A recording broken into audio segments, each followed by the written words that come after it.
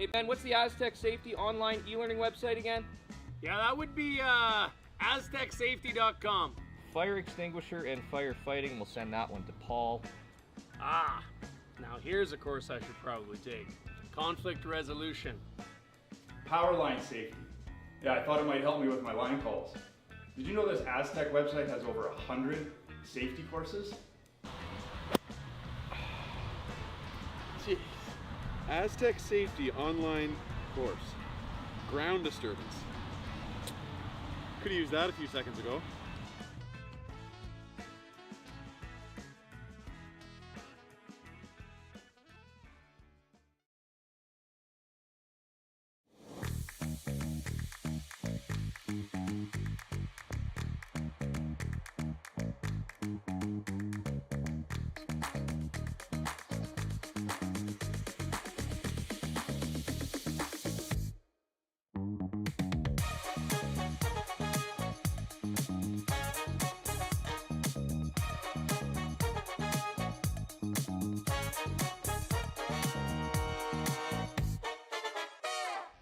The 2025-2026 Grand Slam of Curling schedule is out, with big events happening all over Canada, like the Masters heading to London in September, the Tour Challenge from Nisku this October, the Canadian Open from Saskatoon in December, and the Players' Championship from Steinbeck coming in January.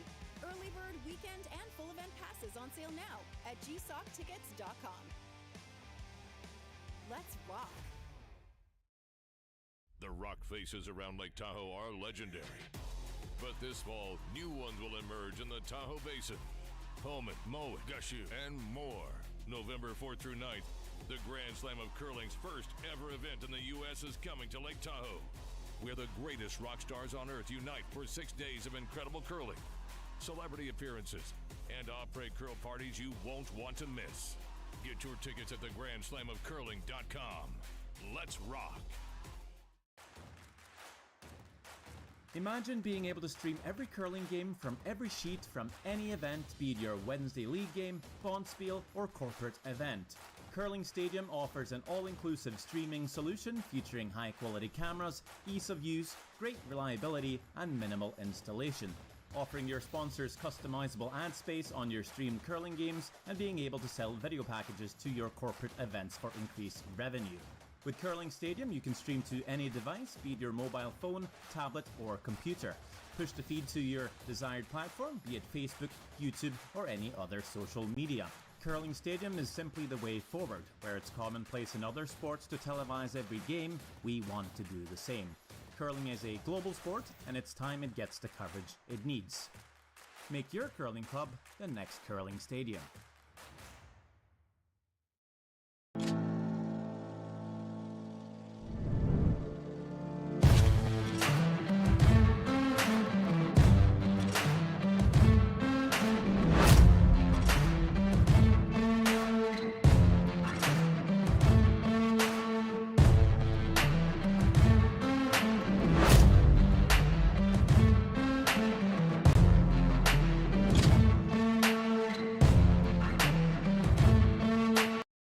Welcome to therockshop.net, the official store for the Grand Slam of Curling. Whether you're looking for the best hats, stylish clothing, fun toys, or unique accessories, The Rock Shop has it all. Shop online anytime at therockshop.net for exclusive Grand Slam of Curling gear, or come see us in person at your next event. therockshop.net, where fans find their favorite curling gear. For over 20 years, the Sandra Schmirler Foundation has granted more than $9 million to hospitals across Canada for life-saving equipment for premature and critically ill babies. In the past 4 years alone, $4 million has been granted thanks to the curling community's incredible generosity. The need continues year-round, and with your help, we can ensure every baby has the chance to grow up and become a champion, just like Sandra. What can I get started for you today? Bananas away, regular? And I'll have the rip berry, but can I get vanilla oat milk and I'll add spinach and ginger? And can I substitute the raspberries for strawberries? Also add the chia and hemp seed, and definitely have the power booster and the collagen booster. And can I get that blended twice? Wow. Or Alicia, Custom Chaos? One of a kind. You're one of a kind. Booster Juice, freshly made your way.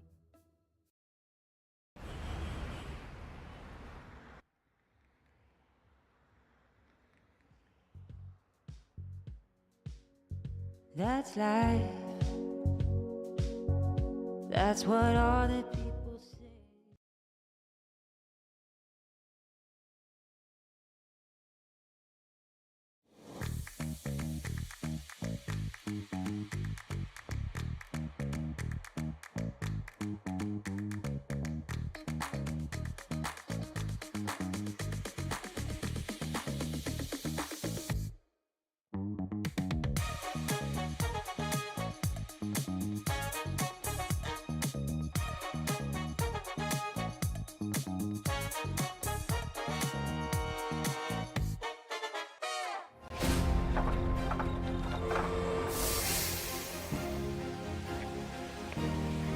I have an idea.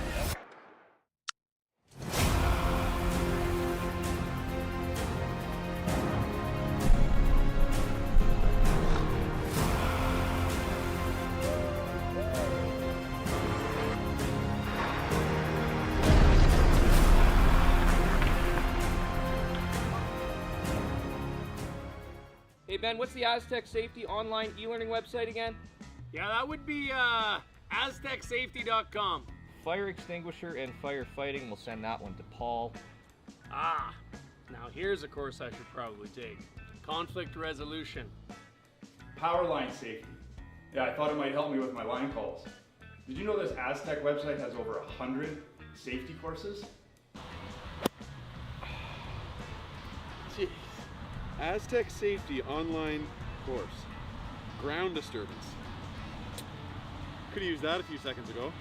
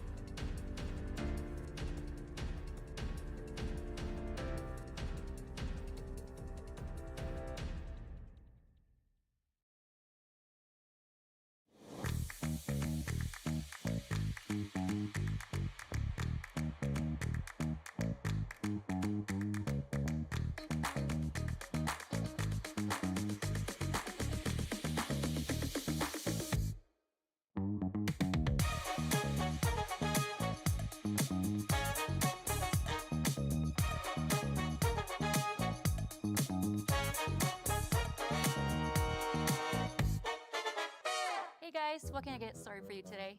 Bananas away, regular? And I'll have the rip berry, but can I get vanilla oat milk and I'll add spinach and ginger? And can I substitute the raspberries for strawberries? Also add the chia and hemp seed, and definitely have the power booster and the collagen booster. And can I get that blended twice? Wow. For Alicia, custom chaos? One of a kind. You're one of a kind. Booster juice, freshly made your way.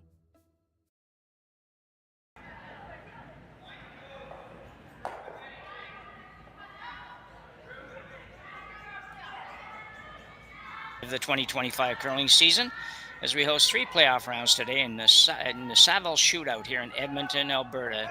We're at the renowned Saville Community Sports Center. It's an amazing facility that hosts a lot of sports, including a 10-sheet curling complex. My name's Jim Nix, and I'm going to be joined by Terry Corbin on second mic and Roy McCusker handling all our production and camera tasks, which I think, Terry, is probably really where the real work happens. Oh, yeah. I mean, it was funny because, first deal of the year that we're kind of working, and I'm getting so lost. I got no rock counters. I don't know who's throwing half the time. Yeah. And so I mention it, and boom, there they are. Yeah, we got her, Terry. Yeah, I know. So, and we see work here in progress. We got our name up in the lights here with Roy on the screen this morning, so that's different. Anyway. Oh yeah. So today, we will talk about all the games going on, scores and stuff as we move on. And I know we've already started, so we'll get this going a little bit quicker.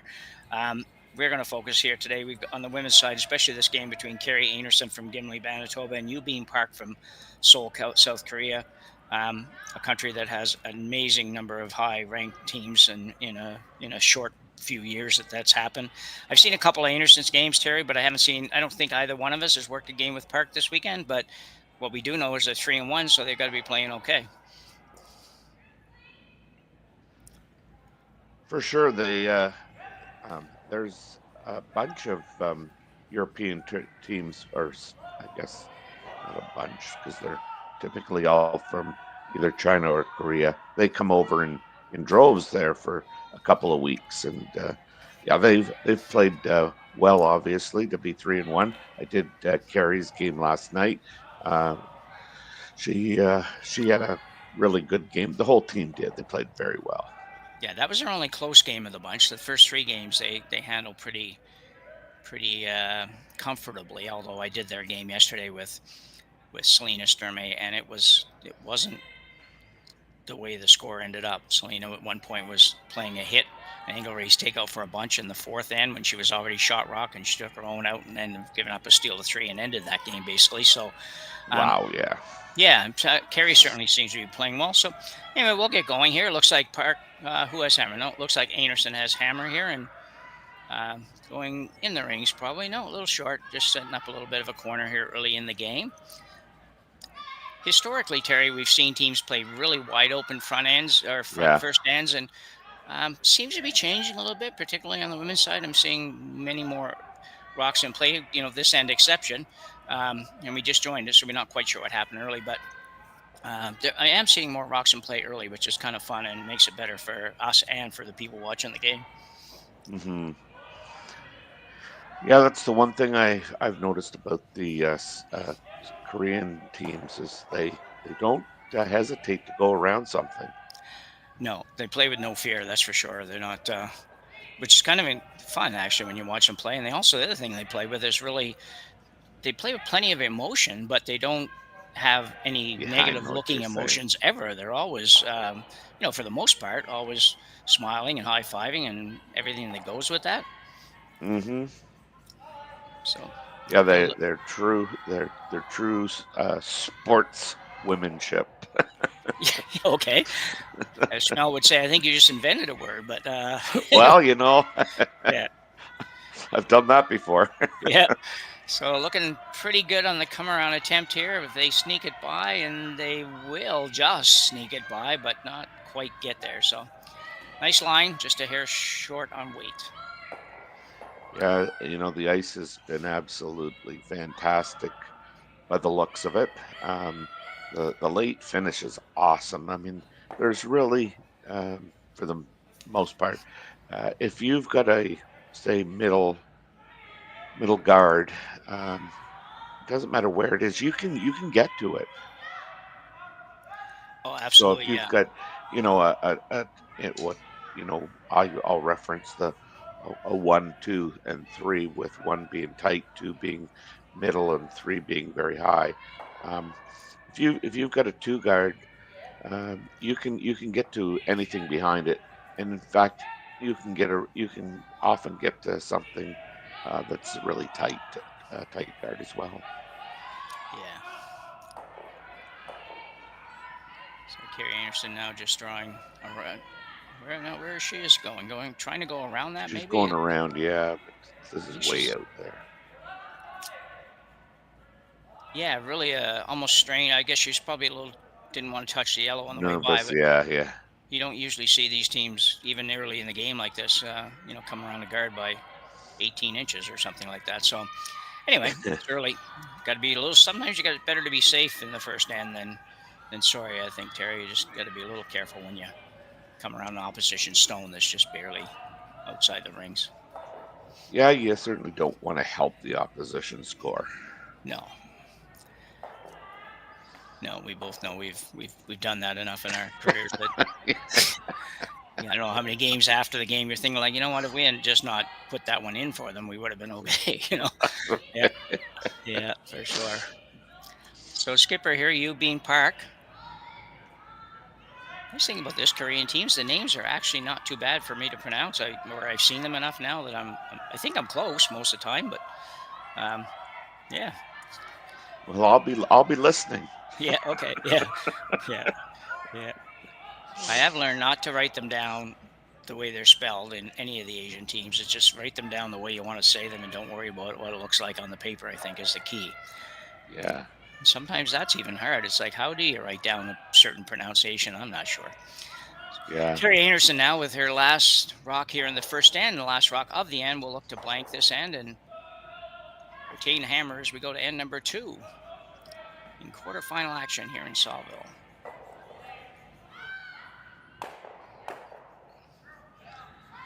I mean, a lot of times it doesn't help. We don't get a lot of help from the viewers around the Asian team names, but certainly the audience is often very helpful. Yes, exactly. Yeah, and we've had that a lot over the years. So good throw by Kerri Einarson, throwing her specialty, really that kind of hard takeouts, kind of in the bag for her every time. So we'll go to end number 2, tied up at 0 after these commercials. Hey Ben, what's the Aztec Safety online e-learning website again? Yeah, that would be aztecsafety.com. Fire extinguisher and firefighting, we'll send that one to Paul. Now here's a course I should probably take. Conflict resolution. Power line safety. Yeah, I thought it might help me with my line calls. Did you know this Aztec website has over 100 safety courses? Jeez. Aztec Safety online course. Ground disturbance. Could have used that a few seconds ago.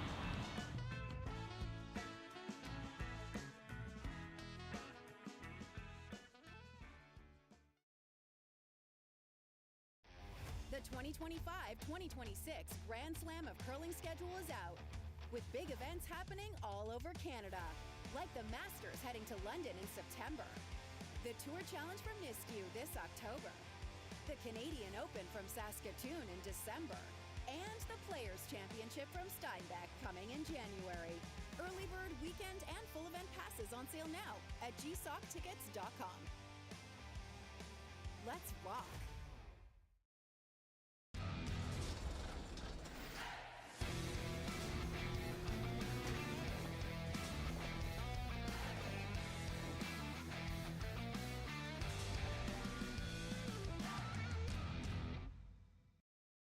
Live curling rocks. And this November, the best in the world are coming to Tahoe. Get your seats now at gsoctickets.com. But hurry, early bird pricing ends soon. Welcome back. End number 2 here in quarterfinal action at the Saville Shootout. No score in this one so far. Kerri Einarson blanking the first end. And opting to throw the corner guard up here, although Carly indicated pretty early that she thought it was a little heavy, and it's probably a little bit tighter than they want, but it's still not able to be removed, so it's a help. Yeah, I think that this kind of is the start of a let's get her on.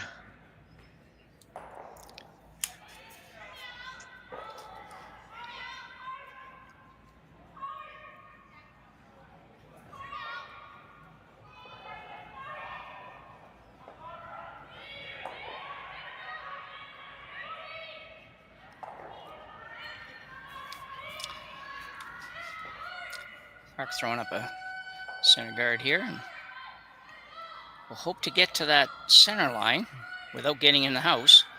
Sometimes a challenge, not quite going to get there. I guess, sorry, she probably wasn't trying to get to the center line. She was really just trying to guard that rock. Yeah. I've had 3 tick shots actually played this weekend, Terry. I thought last year it seemed like went the whole year practically without anybody end up playing an actual old school tick shot. Yeah. It's interesting that old school now is a tick shot for us guys that have been around for a little while. That's not really old school. That's pretty new. Anyway. Yeah, we had a couple there last night, or during the day anyway, where they had to replace rocks that were on the center line because they were just ticked. Yeah, they weren't allowed to be ticked. Yeah, I gotcha. Carly Bird just a little making up for the last one, throwing this one just a little heavy.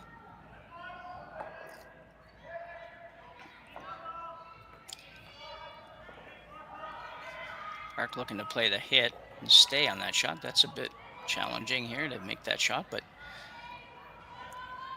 without hammer, you don't want to get yourself into too much of a mess here. A lot of hand I signals. mean, you could definitely, kind of go more on the attack here. Yeah. But again, very early in the end.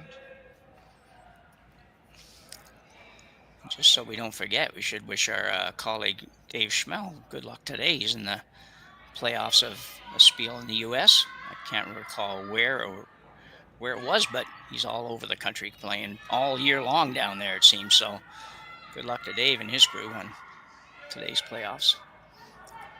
Yeah, I don't think that guy has a home. No. No. If he does, it's on a cruise ship somewhere. That's right. Yeah. Anyway, good luck, Dave. Play well today. Kerri now will look to get rid of this guard, maybe make the double. Hopefully make the double on the way by. And if she does, she can probably maybe even roll to the corner and set up a 2-corner guard kind of situation over there.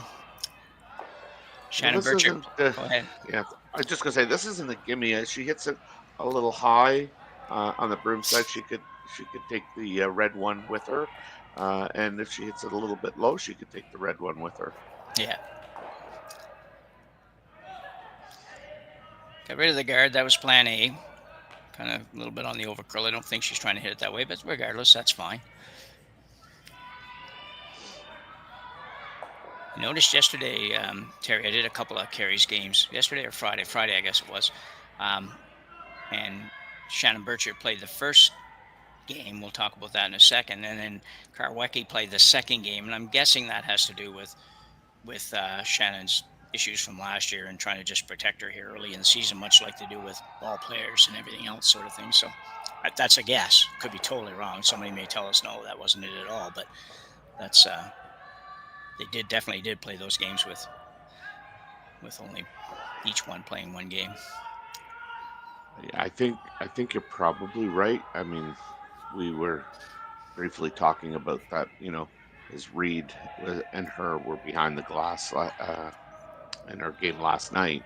Okay. And I mean, she's their 5th, and don't know how much she'll play, but certainly she is available and has played. So looking back to last year, and I commented on this on Friday, it had to be Kerri Einarson has to be just feeling like she's in a major comfort zone this year, because last year it had to be so difficult between putting spares together and playing events with less support, and that just, and they really, considering all of that, they actually had a pretty darn good year. Still ranked like 5 in the world or something. I looked this morning, and Yeah. you know, that was, I mean, they, you know, Brianne was out pretty much the whole season, never ended up playing at all, and Shannon was out for the better part of the season, and yeah, that's yeah, that had to be a lot to go through to play and be playing at this level. So it's a little different when you're playing in the club and you find the spares for every game. But anyway. Yes, that would be very difficult to feel like you were, you know, consistently working together. Yeah. Yeah. So Kerri Einarson now, get back to the game here, is looking to come around the corner guard. Going to ignore the yellow rock at the back of the house.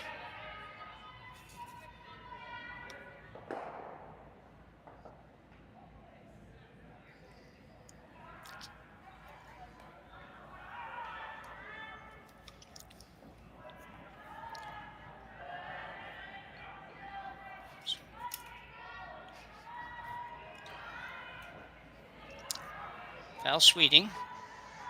Val's just terribly consistent. She just makes virtually everything all the time, and yeah, she's like everybody. She has a odd game where she's not perfect, but not very many.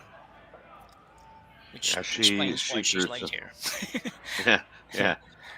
No, that's just the Jimmy Nicks curse. Yeah, I know. I think of that. Yeah, the old broadcaster's curse did come back this year. I thought we got rid of that over the summer, but apparently not. Yeah. Anyway. No, she was on fire last night. She was just so solid.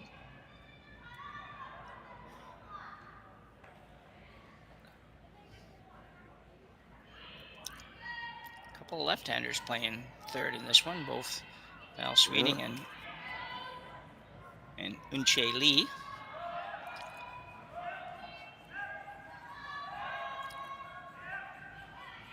Going hard on this. This has got to be a little down too. No looking up even. So, oh, here we go. She looks a little better now. Still got to curl a bunch, but everybody's weeping this one. Yeah, and I mean, still got a piece of it. But you know what? And I was talking to Rory just about the number of Korean teams that they all kind of sweep the same, like, you know, those really short, quick strokes.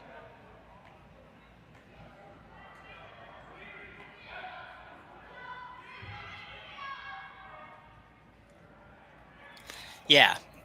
Yeah, and that little, I don't know what to make of that yet, Terry. Just, we won't spend too much time on it right here, but that little sort of the hop skip kind of motion that a lot of people have adopted, and I think actually came originally from there. But I saw a video the other day where Gushu's front end were out in the ice, and they were sort of practicing that same, you know, hop forward right? thing. Yeah, with one of the I don't know, those pressure budge rooms, whatever they're called, that read the read all that. So yeah, and they were just fooling around with it a little bit. They didn't have a whole squad there studying it, but Jeff Walker was doing it, somebody else was on it, and it was interesting to see how they look at those things. So I don't know if we'll see more people doing it or not, or if it's just going to be something that's more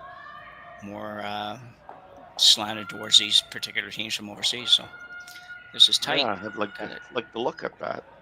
Yeah, and I can't tell you where I saw it. So, ooh. So Val with a couple of, that was a hard shot, but a couple of early misses here is. Well, I think Kerri was trying to roll the shooter off and put one of hers in at the same time. One of the two rocks that were off to the side there in the Christmas tree. Yeah.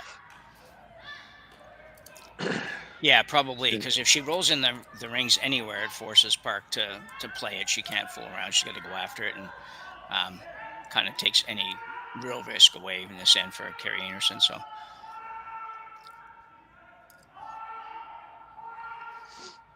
I think there's only really one call here, isn't there, Terry? I think. What are you thinking? I mean, I'd be thinking tapping the yellow. Yeah, me too. Yeah. No. quite sure why you try to go. Yes. I mean, given that I think we're at Skips Rocks here, so Yeah. yes, we are. Thank you, Rory McCluster. We've got, excuse me, you've got 2 rocks left, and you've got, Kerri's got the hammer, and her chances of a deuce have like been eliminated. So I mean, if you throw anything short, Kerri's going around it because she knows she's gonna be forced to draw for 1. Yeah. So I would never think of throwing it short for sure. No, I think. Yeah, I was gonna say I think they're coming around it, but it just looks like. Yeah, it's a great shot, I guess, if you make it. It just looks a little bit easier to accomplish the same thing with tapping it up. But anyway, this might prove to be right, because if you do tap that at an angle and roll there, Kerri may ignore that too and just say, okay, we're going around something. Because as you say, the force is definitely on. So yeah, at the end of the day, I mean, I do like this better. Sure. Just because. Yeah. So Youbeen Park now. Gonna throw the out turn, come around. Just somewhere around the top of the 4-foot, half buried or better would be good. Yeah. Sweepers are indicating it might be a little tiny bit warm, maybe. Well, with the curl, the finish here, like, watch this curl.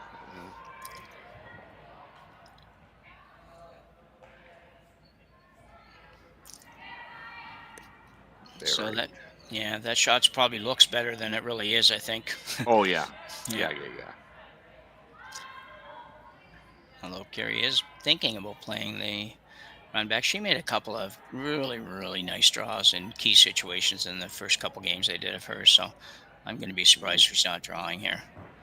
And it looks like she will be. Still got a chance to get 2 here with the draw. For sure. Make it good. I mean, the only problem for Kerri is that, we've got room for 2 rocks there. Yeah. Yeah, the tough thing here, I think, is that, if you come right to the back one, then, Park does the same thing. You're going to be forced to make a good shot for 1. If you stay high and you don't quite get back far enough, she's got a pretty short little run back there. So got to be pretty precise to make this one work. A couple of great sweepers on the front end, and Burchard and Burgess. So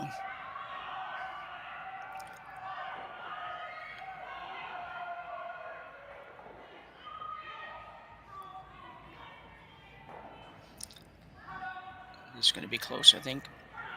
Yeah, here it comes.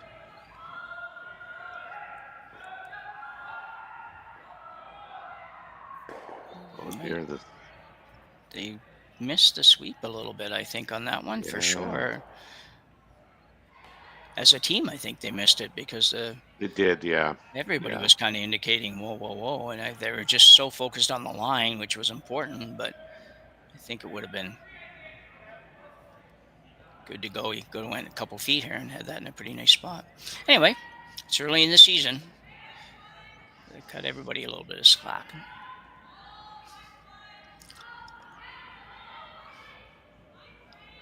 It's interesting here that, Youbeen Park is even talking about coming around that. Yeah. But I don't know. With that, she maybe. I think she sort of settled. I think, Terry, I'm not sure. We'll see in a minute. Oh, yeah, I was going to say, I think she settled. No, yeah. Yeah, don't. There or there. Yeah, okay. Yeah, right there. Everybody was right. Yeah. The come around has a little bit of risk, but I probably like it slightly better than just throwing the corner on the red one. I don't know that does anything for you rather than make the draws maybe 5% harder, but anyway. Well, I think if you guard, you're probably strictly forcing her to 1. Exactly. And you could potentially get 1 if she misses. Going around you potentially look at getting 2, I guess. Yeah, exactly. It does definitely carries more risk for sure.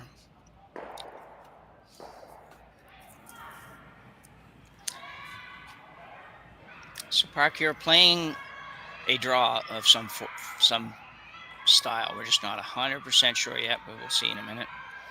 They use a lot of hand signals. Actually, all of the Asian teams in particular, you do use a lot of hand signals. Just going to touch this one. That was the, I guess, the problem. But I mean, she gets away with it. It's not like she punched the red rock into the rings for shot. I think it ended up better than if she had just corner froze the red one, Terry. I think, no way. Kerri's getting 1 either way if she makes a shot, and this is probably a little more difficult than just drawing the 4 foot. I don't know, but anyway. She's tapping her own, is she? I don't know. I thought she was playing the double on the yellows. Oh, okay.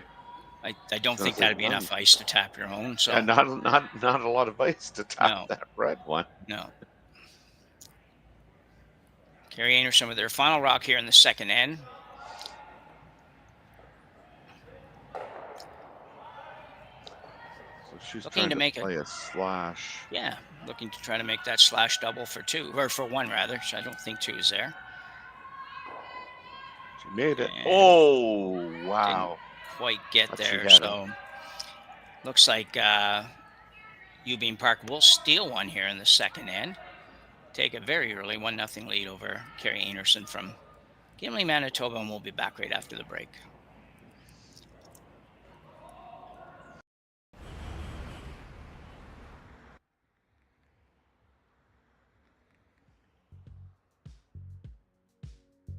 That's life.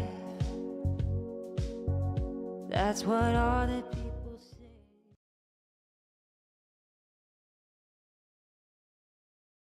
Hey guys, what can I get started for you today? Bananas away, regular? And I'll have the rip berry, but can I get vanilla oat milk and I'll add spinach and ginger? And can I substitute the raspberries for strawberries? Also add the chia and hemp seed, and definitely have the power booster and the collagen booster. And can I get that blended twice? Wow. For Alicia, Custom Chaos? One of a kind. You're one of a kind. Booster juice, freshly made, your way.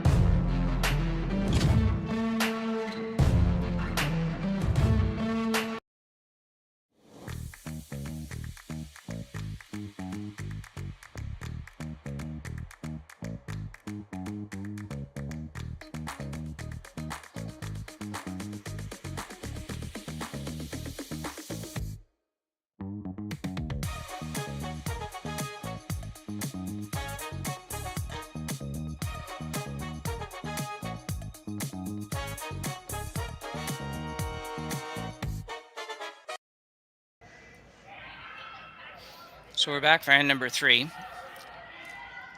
here on Curling Stadium. Pleased to be bringing you this game, this quarterfinal action between Einarson and Park. Park with a steal and 1 there in the third end, Terry.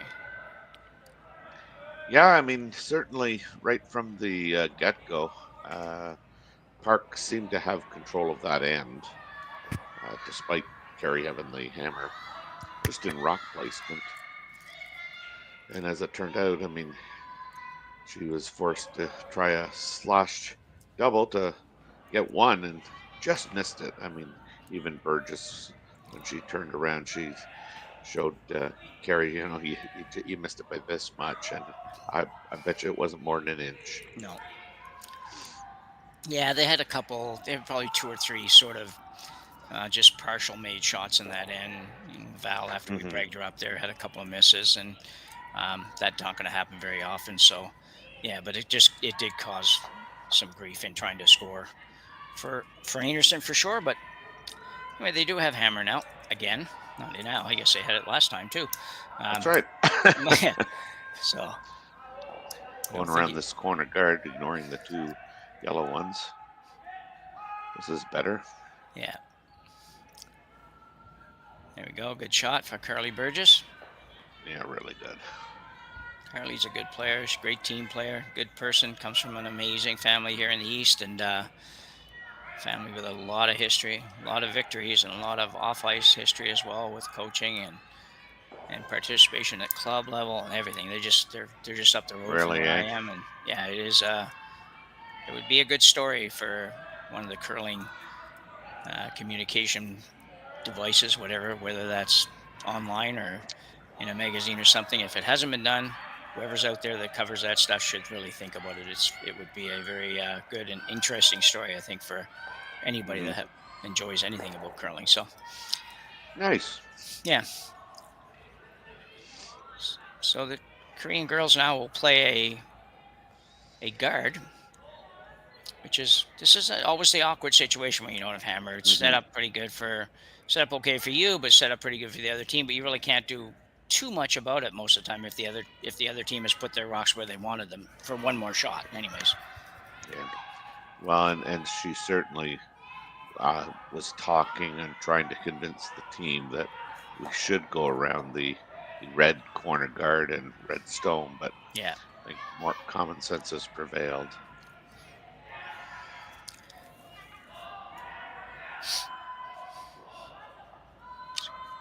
Kerri now will ask Shannon Burchard to try to make some kind of a slash, double, triple, whatever it might be, but get rid of the guard and maybe get rid of at least one of the ones in the house and just clean things up a little bit.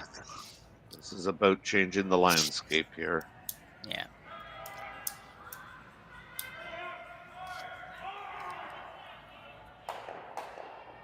You can always tell the Dutch team in their colors.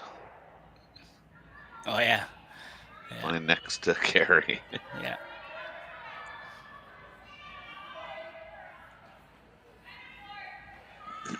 So same call here for Park. She probably would like it in pretty close to the same place. Maybe just a inch or two less curl. They're going back. They seem to really want to play this. I know. Yeah.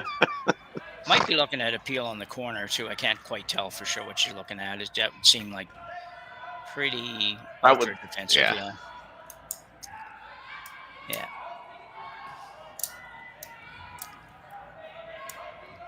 Speaking of the teams from the Netherlands, I see where Walter Goose, I never know how to say his name, but anyway, it went 4-0 in the round robin portion at the Shorty Jenkins and is in the playoffs. That team is either really, really good or not very good, so they seem to be rated. They never seem to float around the middle there. Anyway, so same call coming from Park, looking for, well, she's showing you basically where she wants it, right where that broom is.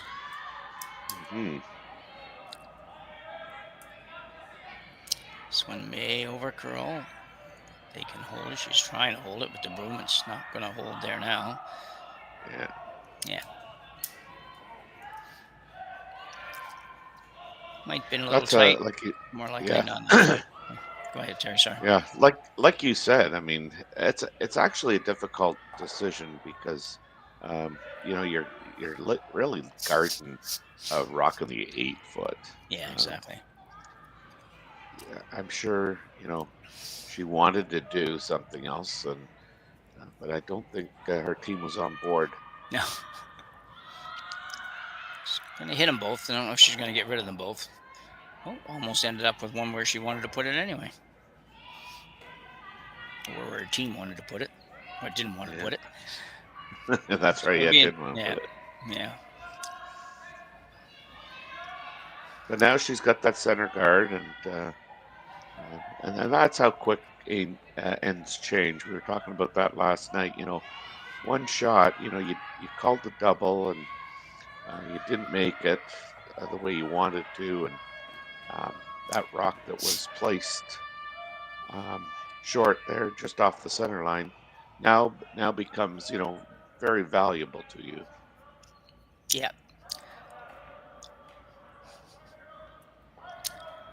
Yeah. making lemonade out of lemons or something in this shot.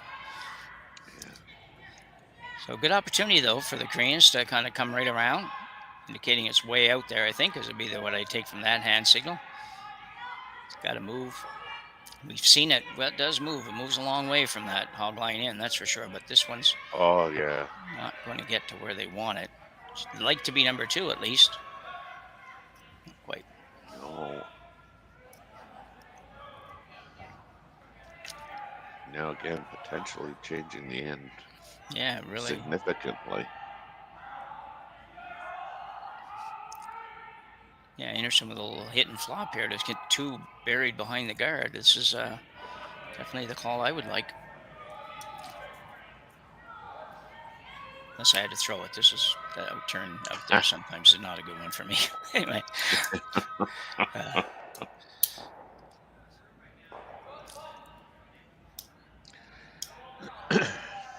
So looks like should still be Shannon throwing, I think, and or maybe not. We're in the thirds, yeah. I think we're down to Val. Val, yeah, you're right.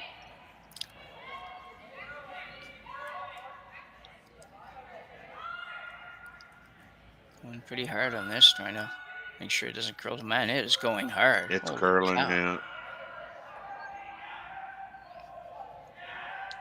Well, that didn't work out very good, but stayed for shot or second shot. Stayed where she's going to play it anyway, so not all bad, but had a really good opportunity there to kind of get yourself in a really good position. A little bit of a struggle so far in this one for Val Sweeting, so team hangs in there and get to the second half, and I'm sure that she will turn it up a notch. Moon-Chae Lee now for Team Korea.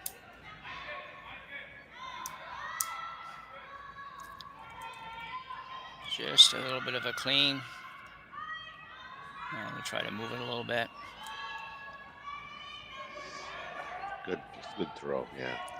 So at some point, Terry, we'll talk about the some of the changes in the sweeping and the foam and stuff. And I don't know a lot about it, but I expect you probably know more than I know about it. So maybe we can talk a little bit about that. Retract that statement, please. Okay. Well, we'll just talk.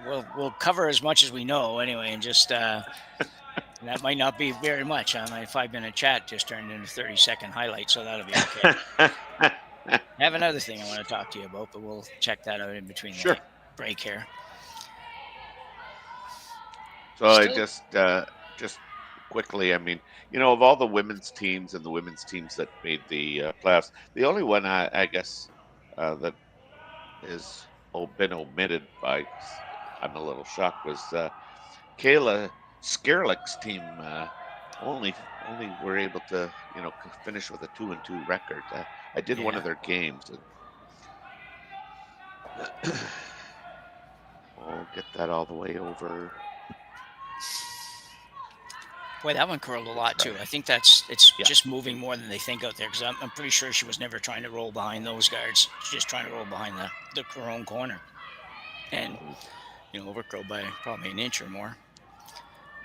So good opportunity, really good opportunity now for Park to maybe make a good one here. Although if she does roll buried, then Einarson's going to come right down on top of her. So I don't know where should you roll here, Terry? Do you think you try to roll behind there? I do, yeah. I mean, yeah, because I mean, you roll in the open to try and go the other way. I think Kerri goes right around it. Does she not? Oh yeah, I think so too. Yeah, she's going that way anyway. I suppose too. If you roll half buried, yes, you might be just slightly behind the tee line. If Kerri makes it good, you just basically throw the same shot and may force her to take her one, I suppose. So you just got to think, even though you feel like you're really on offense here, you're still playing some defense, eh? Yeah.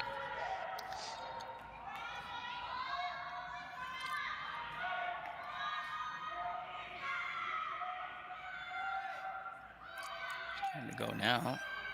She should be pretty good. I don't think she's going to roll too far. That's a great shot, I think. Really, yeah, that really is, because it does kind of change the rock placement a bit, but still doesn't change the shot that she's gonna choose to play. Yeah, I like how Park manages the house and the sweep calls and stuff. She just seems to Park's team, I guess in this case it was not Park, but they seem to have a pretty good handle on what's going on out there. That's good. Yeah, for sure. She'd be, when looking at the rankings earlier today, she would actually be only probably the 4th ranked team out of Korea, at least in the standings that we have posted on the site. She's down around 49th in the world, and oh, really? Yeah, she's looking better than that right now, I think. So they have 3 in the top 10 or 12 or something. So oh, I know. Yeah.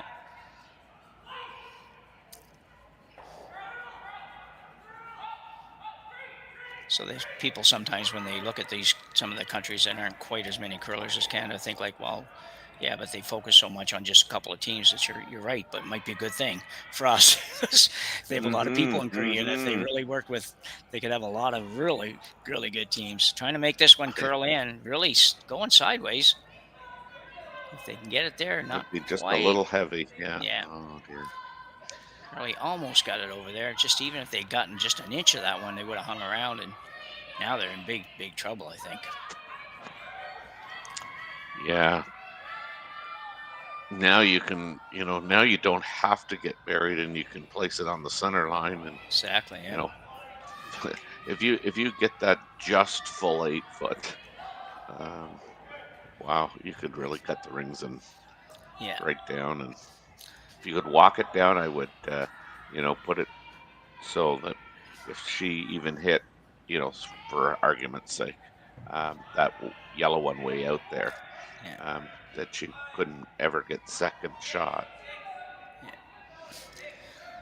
So it's interesting, it's we saw this the last end too when they were calling their final couple of shots, that you get a lot, and we're not hearing it, and even if we could, we wouldn't know what they were saying, so it doesn't really matter. But they do a lot of tapping, like you do a lot in club curling, sort of like here or there or whatever. And I'm sure they're having more explanation than what we're getting, because that would be a little disconcerting to me, because you're at skip stones, and I don't think every shot you want to say, well, we'll go here, and you know what I mean? Let's say what we want to do. We all know kind of where the options are. I don't really know I like the shot where you're going to come around, but if you're short up here, blah blah blah. So where's your ideal spot here if you're going to throw this? Are you going center line, or are you going right around everything? I mean, I like kind of being on the center line. Yeah. Half 12, half 8. Yeah. Yeah, kind of do too. At first, you think like, well, let's go right around that and bury that, make it really hard, but you might actually make it not as hard as just splitting that center line here, and like you say, the 8 foot area somewhere. Like this is going sideways. Yeah, it's going to still be okay, I think, because it's going to get buried. Oh yeah. But yeah. Well, you know what? Either one of those is probably good. Kerri's now got to hit the button, and the way this ice finishes, that's not super easy. You got to go down the look lane. You got to pass that red one. Going to be a challenge, but a big shot drawn against 3 early.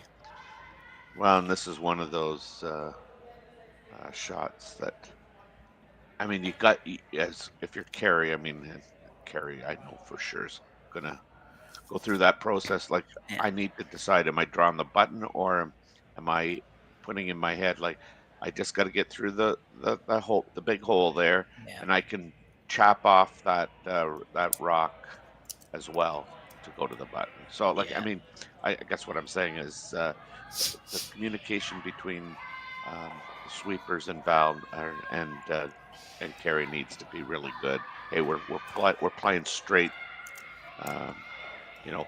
button. Yeah. Not that you, as a sweeper, wouldn't, think that, but. So Kerri Einarson now with their final rock, drawing against 3 here in the third end. Whoa, she says. Big whoa, trouble. Whoa. We're Got to still get on by the red. Guard. And there it goes.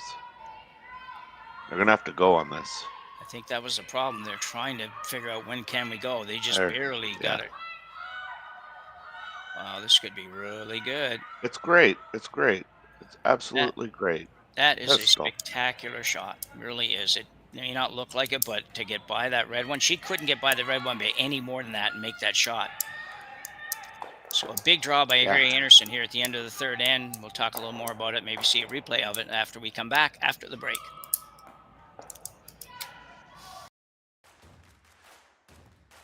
Imagine being able to stream every curling game from every sheet from any event, be it your Wednesday league game, bonspiel, or corporate event.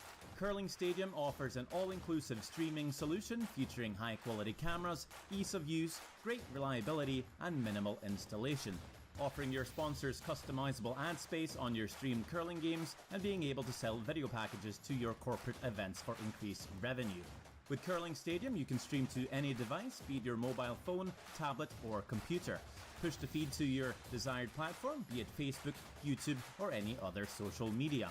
Curling Stadium is simply the way forward. Where it's commonplace in other sports to televise every game, we want to do the same. Curling is a global sport, and it's time it gets the coverage it needs. Make your curling club the next Curling Stadium. The rock faces around Lake Tahoe are legendary. But this fall, new ones will emerge in the Tahoe Basin. Pullman, Mowat, Gushu, and more. November 4th through 9th, the Grand Slam of Curling's first ever event in the U.S. is coming to Lake Tahoe, where the greatest rock stars on earth unite for 6 days of incredible curling, celebrity appearances, and après curl parties you won't want to miss. Get your tickets at thegrandslamofcurling.com. Let's rock. We'll come back to it. I don't even know where in Minnesota it is. Okay. So we're back here just discussing that last shot by Kerri Einarson, Terry, and how difficult that really was, both for the thrower, the caller, and the girl sweeping it. It's just that was a real challenge to make, and I just make sure the viewers understand how hard that was. Yeah, I mean, the sweepers want to go, and Val's, saying we can't go because we're still on the red. But once they were clear of the red, I mean, it was, brooms down, heads down, let's get it there. Yeah, we were just chatting and thinking about, when you're a sweeper, you want to go so hard, and the person's like, whoa, and then somewhere along the line, it works out for these teams because they're that good. And anyway. We now have a tie game. At the end of the day, it's all tied up 1-1. Einarson has to be happy to survive that end and got out of there. And maybe, Terry, the last comment I'll have on that is when you were talking about putting that rock on the center line, and I would say now that, hindsight's 20/20, I get it, but I think that would show that was definitely a much better option than coming right around like that, because as difficult as Kerri's shot was, it was possible. If she's on the center line, it's not possible. For sure. Yeah. For sure. So up went the guard for Kerri Einarson, and Park comes around here to the full 8 foot. And Kerri's just going to follow that down. We haven't seen this series of shots too much yet this season, so Carly would be looking to just corner the yellow. A little bit one way or the other would be good. Girls are going pretty hard on this too. They haven't stopped. And we can't stress enough how nice, and I sometimes get tired of it when I hear broadcasts, but I'm going to say it anyway. It's how nice this ice is, especially for, what are we here? September the 7th or something. It's like, it's just really just looks like ice that you're going to see, at the Briar and Scotties and everything else. It's good. Might not be quite as quick as it would be at times, but I haven't actually timed anything. It certainly looks like it has a nice enough speed. So.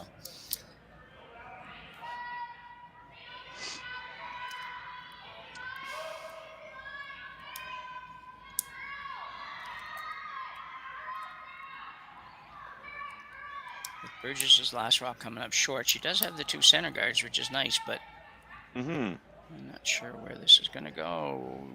Didn't move it off the line, I don't think. Not quite, so. A bit messy already for Einarson. Going to try to come around the whole shebang here.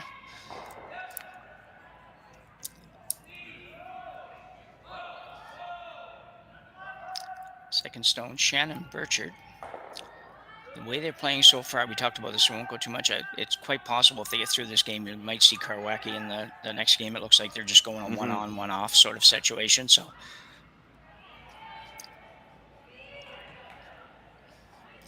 good for them to be able to carry a fifth player and a coach to both travel with you. That's not that common in my curling world anyways. Yes. This one way out there. And maybe a little bit heavy. Might be close.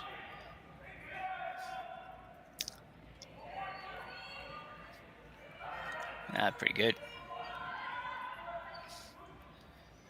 Park going to look to clean this up a little bit. Yeah.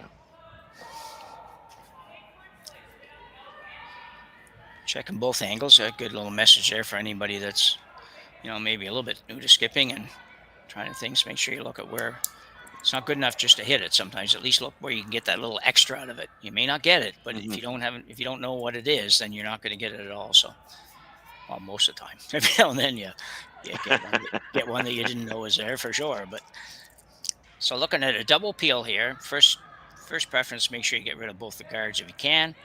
And with a little luck, you might end up picking the yellow out of the house too. So we'll see. That would probably be a lot of luck, not maybe a little luck. So it's on its way. A little wide maybe. Needs to curl. Might be just going to get the top one. Close, but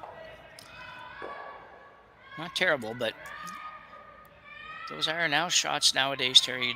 You do have to make those double peels more often than we used to think it was that important. So yeah, because she could have very easily got the red one that's still left there, moving in towards the rings and tapping that yellow. I mean, she could really have rearranged the furniture there.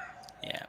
And hence Kerri's, kind of gone up and tapped. Yeah, I'd like it a little further up. Yeah. And you don't get a lot of opportunities for that when a team maybe misses something by a tiny little bit, and you've really got to, it's like all sports, you got to really take advantage when you get a small miss, and it's not easy, but necessary.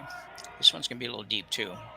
Yeah, Kerri didn't want that there. No, she didn't have the most pleasant of smiles on that one after that. Can't blame her for that. Really didn't fare well at all. It's set up a pretty easy double. Kind of hit this little high side, Terry, and you'll get rid of reds and stay. Yeah, it's a shot that years ago we would have said, well, you have to hit it on the other side. It's like, well, no, you really don't now with ice conditions and rocks and everything that happens. You can hit rocks on what looks like the wrong side and still get a good result. This is going to be close. There is, the shooter does go, but that's okay. The bonus would have been if it had stayed out there for a corner somewhere, but it may not have been a bonus because you might have to draw around it sometime. So Einarson throwing a guard back up.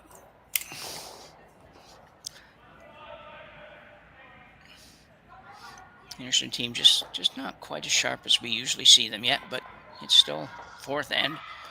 Lots of time.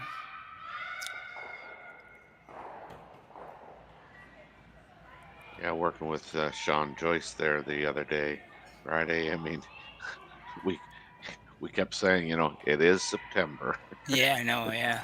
It's not November. Yeah.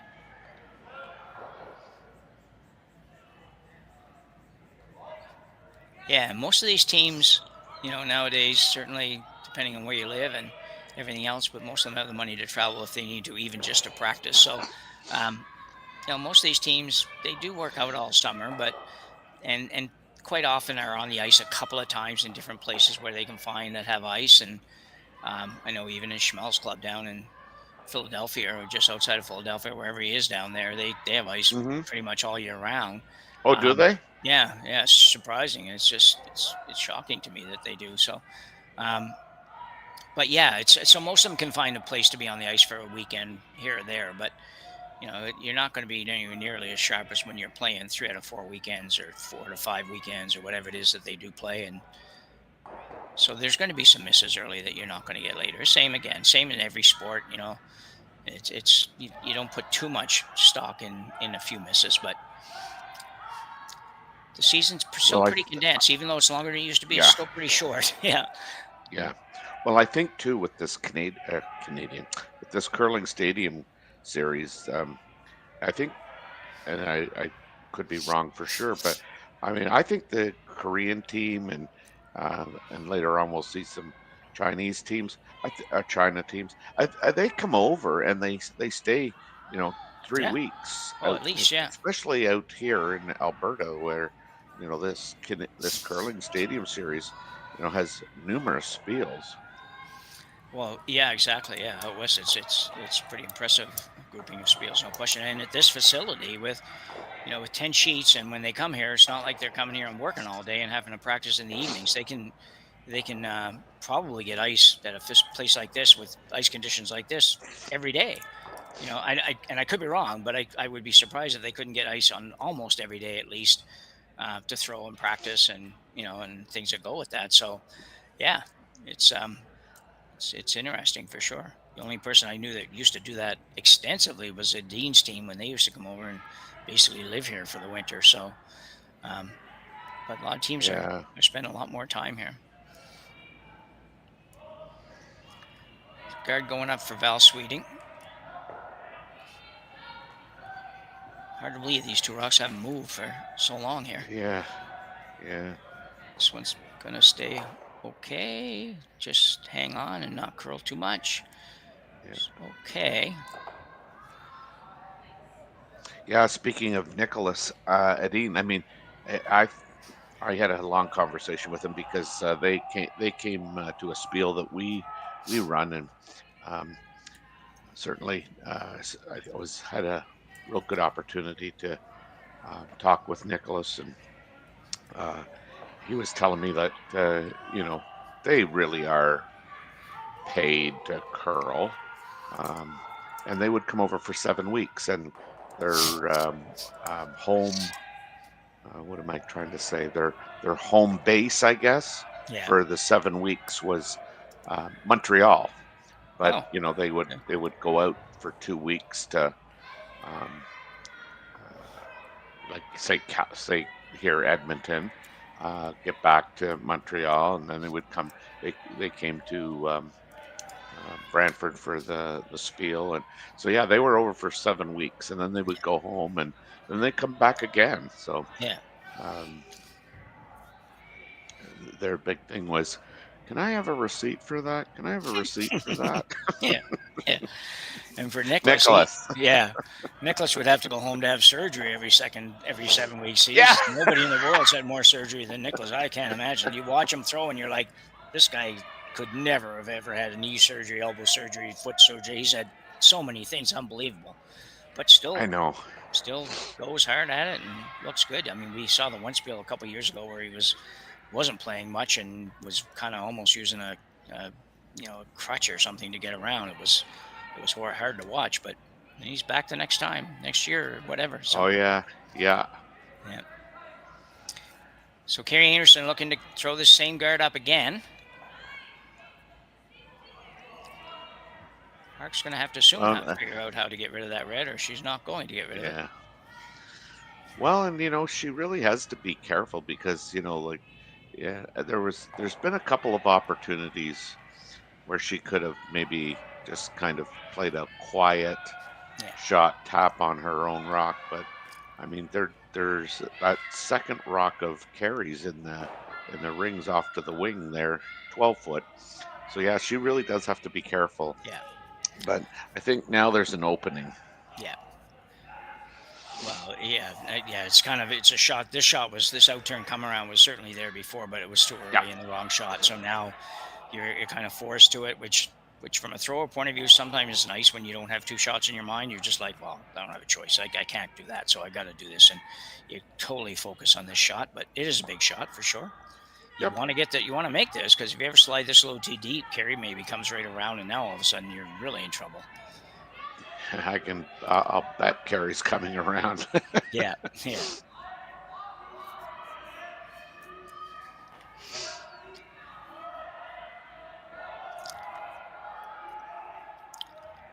So Youbeen Park now with her first in the fourth end here. In trouble, but with an opportunity to at least get out of a steal situation. Yeah, it looks like they're going to have to really go with this. Yeah, I think that too, but they don't really seem to be doing that, so it might be closer than we think. So It's close, but I think you're going to really have to go. Yeah. Jeez, how's an old skip like you see that good?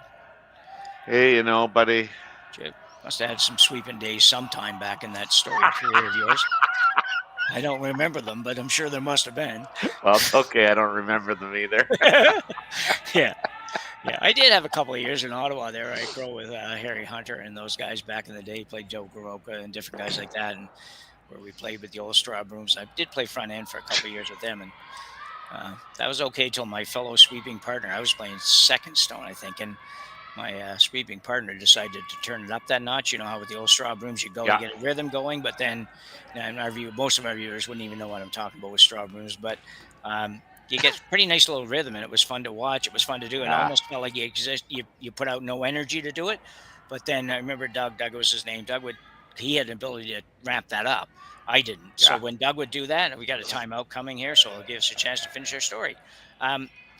When he would do that, it was just like, I was done. Like, I'm just like, all of a sudden, what seemed like I had no energy into this felt like, I can't do this. It's kind of like, it was, but he could do that. And at that time, he didn't do it very often because it didn't make sense. But when he had to do that, I had to just basically say, okay, well, go ahead, because I can't follow you here. So that's right. Yeah. But so options here, Terry, let's talk about this. What do you think Reed's talking about here?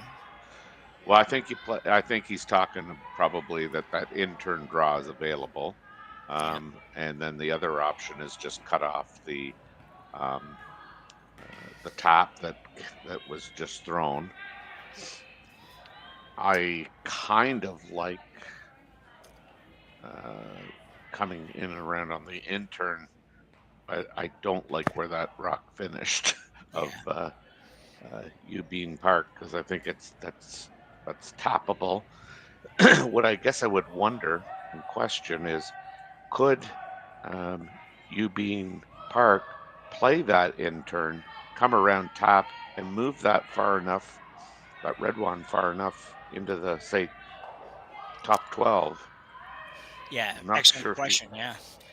Not sure that, you can, but I mean, the way it curls and finishes, but that it's, the idea of, thinking, okay, I got to throw kind of backline weight, you might just sail it. Yeah. Well, if that's not where I thought they'd go. It's interesting, it's just where sometimes I feel like I understand the game, but sometimes at this level with teams that are this good, sometimes I wonder if I do, because I would never, my two choices in my mind were, my first one was, I've got to take that raise away from her so she doesn't play a shot for three. That was my first thought. And then when you were pointing out the intern draw, I'm thinking, yeah, you know what? That's definitely there. No question it's there. But yeah, I'm thinking to get it for more than one would be difficult, because you'd have to have the perfect weight. But I never would have considered coming around this shallow one, sitting two at the back of the 4 foot here, which is what they seem to have called. So I just didn't think of this shot at all, to be honest. That doesn't mean. Well, I think they probably believe in their hearts here that by playing this, this is a chance to really put some pressure on. Yeah. And it's kind of at very little risk. I personally thought it was way more risk. Now you want to just take this right back so that you don't have a in-off, but.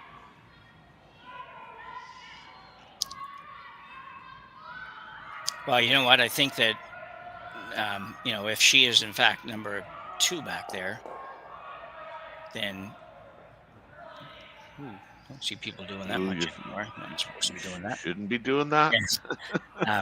I was going to say, if in fact that Kerri's sitting 2, then I think that that's pretty near perfect, to be honest. Yes. But yes, if it curls a little tiny bit more, then you might have the double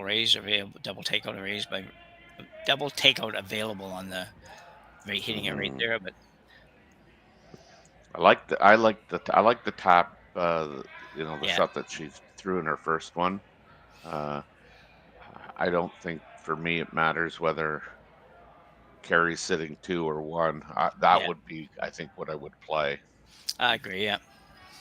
I'm surprised she's looking at this. I don't even know what they're looking at on the intern side. She's still looking at.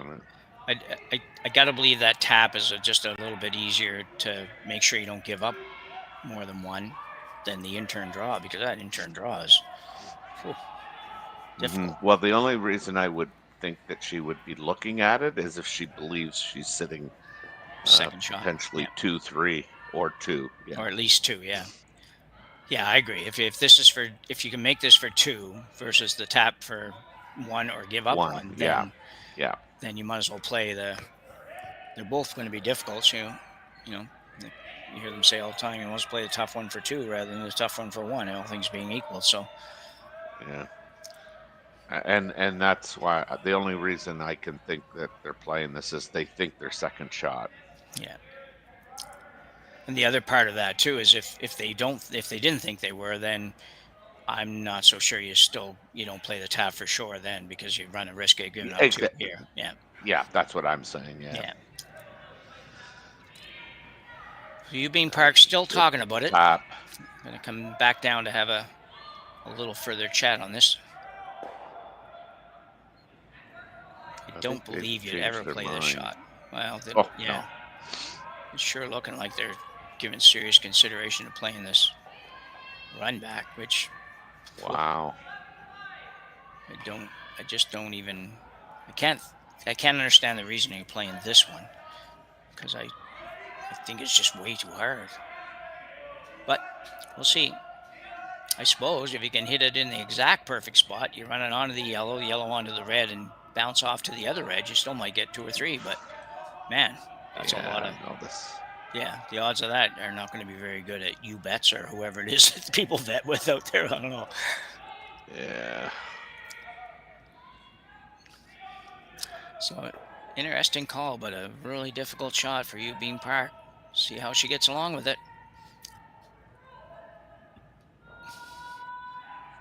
Yeah, I have to say I don't understand the shot, but.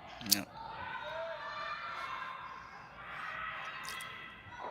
Must be in the neighborhood of where she wants to hit it, trying to move it over a little bit. No, it's going to be close to where she wants to hit it at least. We'll see what she gets. Not very much. So we'll see if we're going to get a 1 or 2 here before we go to the break. I'm thinking just 1, Terry, and we'll confirm that when we come back. Yeah. You know what? I think she might have been 2-3 too, as well. Okay, so we will come back. Yeah, sorry, Terry. We'll come back here just in a minute and confirm what we think and move on to the 5th end after the break.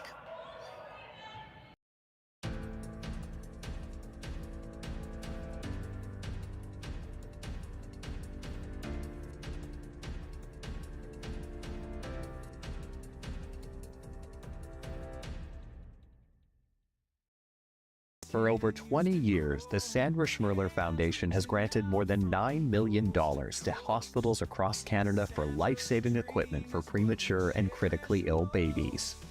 In the past 4 years alone, $4 million has been granted thanks to the curling community's incredible generosity. The need continues year-round, and with your help, we can ensure every baby has the chance to grow up and become a champion, just like Sandra.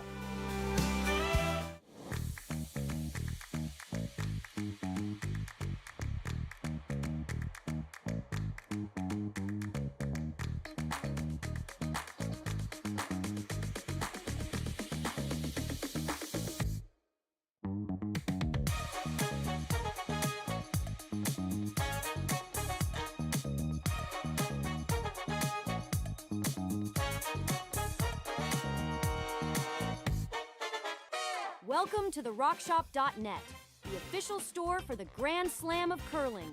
Whether you're looking for the best hats, stylish clothing, fun toys, or unique accessories, the Rock Shop has it all. Shop online anytime at the RockShop.net for exclusive Grand Slam of curling gear, or come see us in person at your next event. therockshop.net, where fans find their favorite curling gear. Live curling rocks. And this November, the best in the world are coming to Tahoe. Get your seats now at gsoctickets.com. But hurry, early bird pricing ends soon. It's odd. So we're back. Short break. We don't have big breaks in this event, which is normal for cash bills. They don't usually take a big, long break. Kerri Einarson after a big steal of 1, which she protected pretty much, Terry, what, for 4 or 5 shots in a row there. It was like, yeah. Anyway, she has a 2-1 lead now after 4 ends, and Park is going to try to work hard to get a couple here. You'd like to get a couple, not just 1 in the 5th end. So Kerri will be the opposite. She'd either like to score or at least force to 1, and life would be good in her world. So looking for a center line guard here from Carly Burgess for Team Einarson. Yeah, I just, going back to thinking about that last shot that Youbeen Park played, and I mean, it was kind of a team conversation for sure, but you see the shot prior to that Kerri Einarson's throwing. I mean, they call a timeout, and who better to have than Reed Carruthers kind of helping you out there with the strategy. I think he knows the game as good as anybody. Yeah. It would have been nice to, for the Korean team to be able to call a timeout and have a discussion with the coach, but obviously they probably don't have a coach traveling with them. Yeah, possibly. I'm not sure. I don't know either. But it would have just been, a good opportunity to, walk through all the scenarios and, kind of make a decision based on the probability of or difficulty of each shot. Yeah. So Park now coming around the corner. This one looks pretty good. Yep. Very nice. Well played. Yeah, lovely shot. We're still at the point where Kerri Einarson can't hit anything, so far that's right. Not able to remove that corner guard. I want to thank all our viewers for taking the game in today. We're here all day with the entire playoff rounds of the Saville Shootout here in Edmonton, Alberta. Mm-hmm. Thanks for watching, and be sure to like and subscribe to our site if you have a chance and you haven't done so yet. It will help us in the long run, and we got to figure out a way to. Speaking of helping us, we got to figure out a way, Terry, to get some curling stadium events east from your house east. So you're so right. Yeah, it'd be really nice to be doing all these games at 7 o'clock at night instead of 10:30 or something. So yeah, I've got to. Yes. Yeah. Somehow I don't know how all that part of the business works, so it's obviously not something that's easy to make happen, at least in the East. Right. Maybe curling numbers and dollars aren't quite as available as they are in some parts of the country. So that could come around a little tiny bit deep for Einarson's squad, but it's pretty good. I would think she would be looking at kind of trying to clean up the front a bit. Yeah. You certainly want to try and make sure you don't disturb that rock that's behind the corner guard on the tee line. Yeah, you're right. While running this. Yeah. It's kind of like you definitely want to move that second rock that's on the center line, but yeah, you do have to be really careful with it. You don't want to move it right onto your own. A cool different angle for shots. That's nice, yeah. And this looks like it could be pretty good. Missed call on the sweep, I think. I think they could have got a little bit more out of that. Yeah. Right. The girls are happy, figure it was a nice try, and kudos for that. I love that attitude. Of course, you remember, you go way back, Terry, remember when they used to see some of the teams from across the pond would be doing high fives and things like that. Oh, I know. And we were always like, oh my God, you guys, what are you doing? Blah, blah, blah. But that's right. Everybody does it now. It's like, yeah, things have changed. Interesting how some things in the sport have kind of come from that direction versus going the other way for sure. So Einarson now. Shannon Burchard It is playing the funny. interim round. Yeah. Yeah. What used to get me is, after a miss, you'd see, a lot of the women's teams, doing the high fives, and I'm Yeah. going, Yeah. what? You've Yeah. missed the shot. Yeah.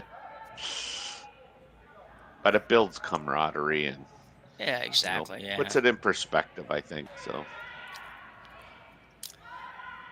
This one is going to be top button. Is she going to get, like to have gotten a little tiny bit more curl than that? Good opportunity for the Koreans here to I don't know if she can make them both. I'm not quite sure if she's got enough room past the top one, but even if you hit this one and roll open, I think you pretty much force Kerri to play it, don't you, Terry? yeah, I think the key to this shot really is making sure that your shooter sticks around in the rings, Yeah. so that you're sitting 2-3, and then Kerri's got to look, the yellows outnumber the reds here. Yeah, exactly. Yeah. And I think, then it makes Kerri probably switch from, strictly guarding rocks to removing rocks. Yeah, especially with the 2-1 lead, right? It's kind of. This could be gonna really good. close. Ooh. Heck of a try. But again, good shot, because now she's would probably like to roll just a tad bit more I agree, to the left. Yeah. But Yeah, it's funny. If you weren't going to make the double, then a bigger roll would have been better. But it was so close that they had to take a shot. Oh yeah. Yeah.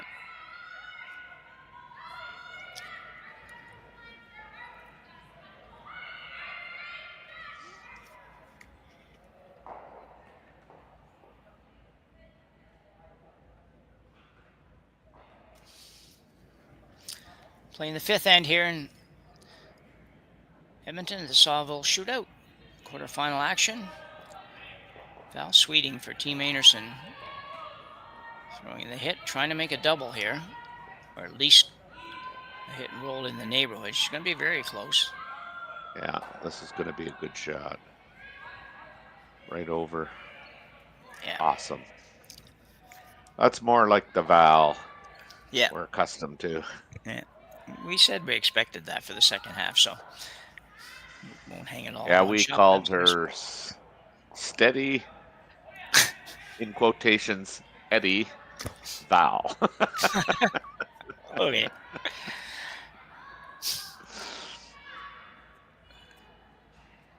Just so reliable, just so consistent, Yeah. typically. And Yeah, I mean, no. her days of skipping, have obviously went by the wayside when she joined Val, or when she joined Kerri. But I think it's been a really, really good fit for Kerri as well as Val. Yeah.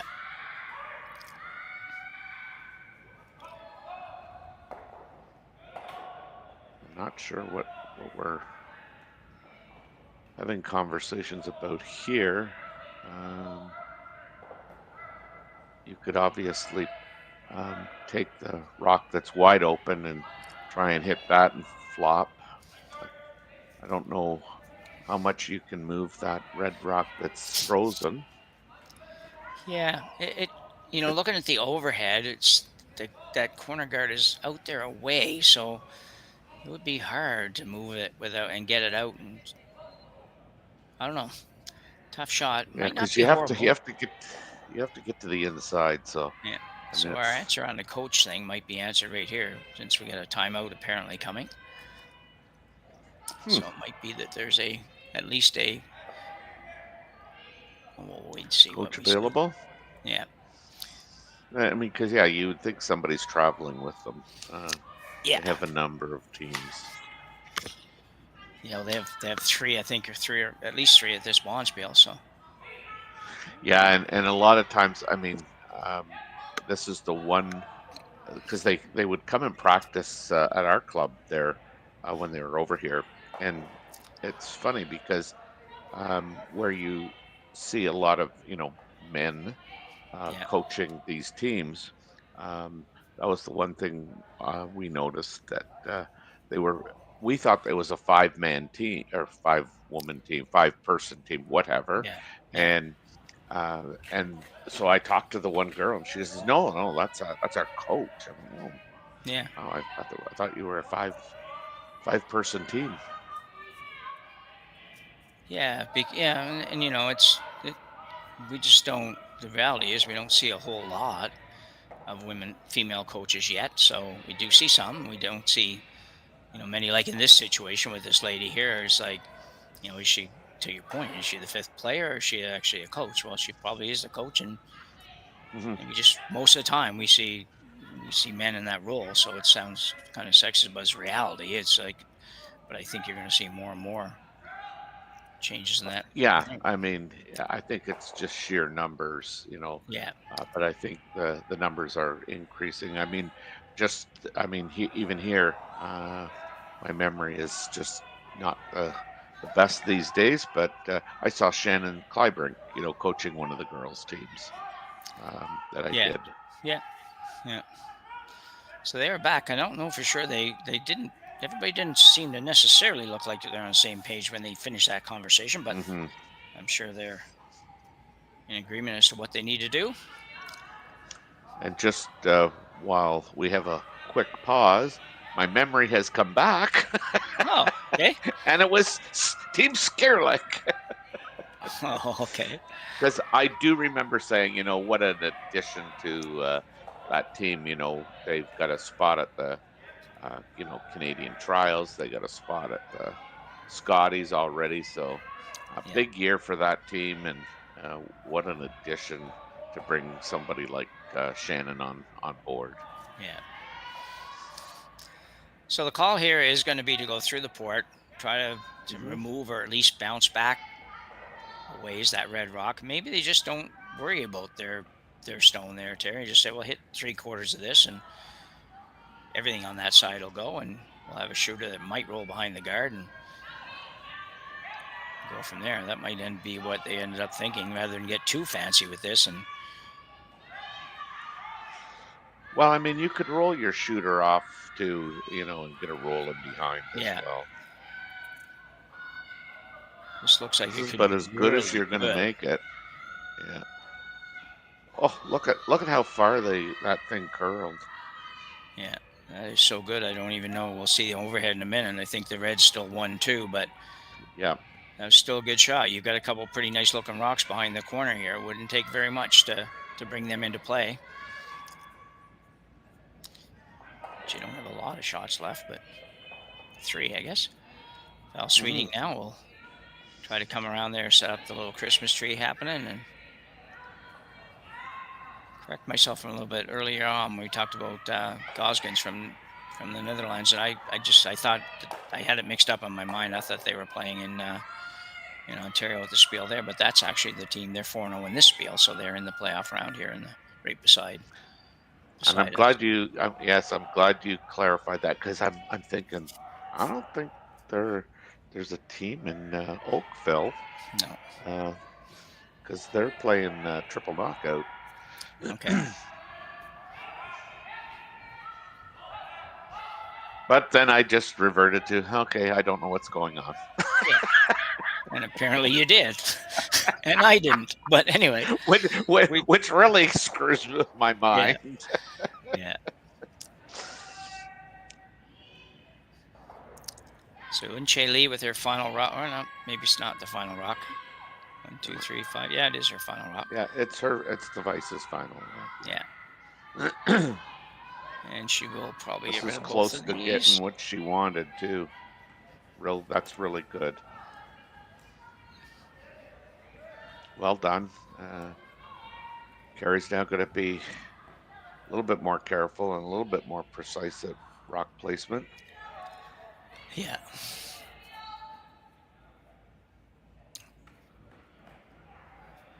Well, if it doesn't do anything else for Park, it probably gives her a much better opportunity to score here. It's just because you're thinking Kerri has got to be a little careful here. Yeah. So looks like going to be the guard here. Initially, it looked like she might put number 3 in over on the right-hand side in the neighborhood of those like yellow the stones. 4 foot. Yeah. Yeah. I didn't like that really, but again, like I said yesterday, I mean, who am I to argue with a 6-time Grand Slam champion and Yeah. and a 4-time women's national champion? Like, That's right. You got this, Kerri. Yeah.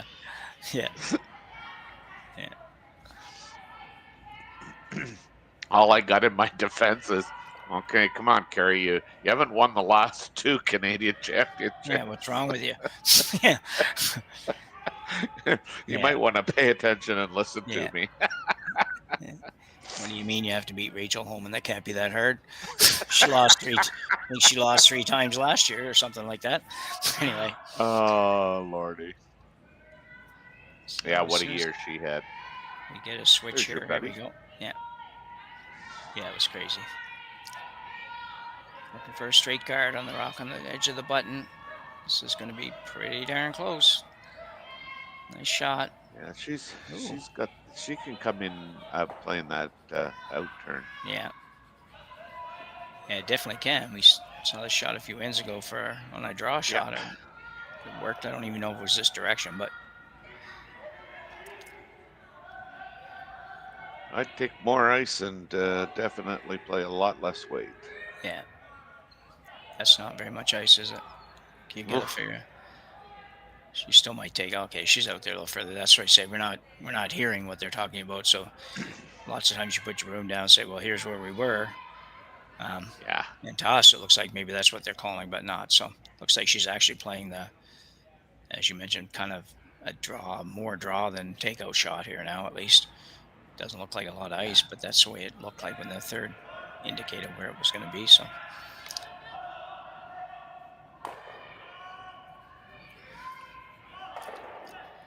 So we'll try to maybe update everybody after this end on what's happening across the sheets.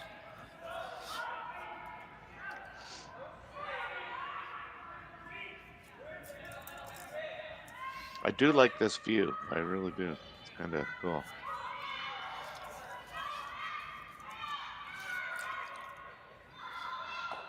Just indicating it might be a little warm.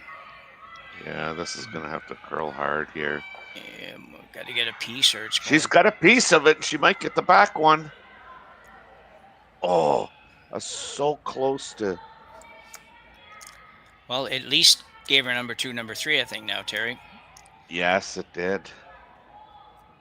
I don't know if we have an overhead at that end of the sheet or not, but. Oh, there it is. We're going to find out. Yeah. Yep. Yeah, so As she's you 2-3. say, yellow's 2-3. Yeah. Anderson's still in pretty good shape here. If she can just make this draw, she's going to force Park probably to play the out-turn draw for 1, but at least she has to make it, and you may have an opportunity.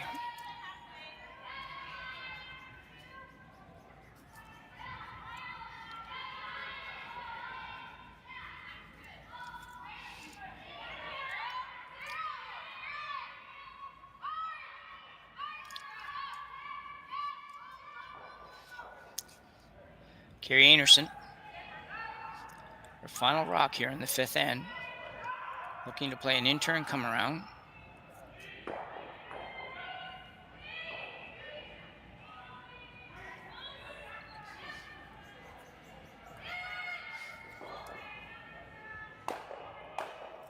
This is a really good throw. Looks very good, yeah.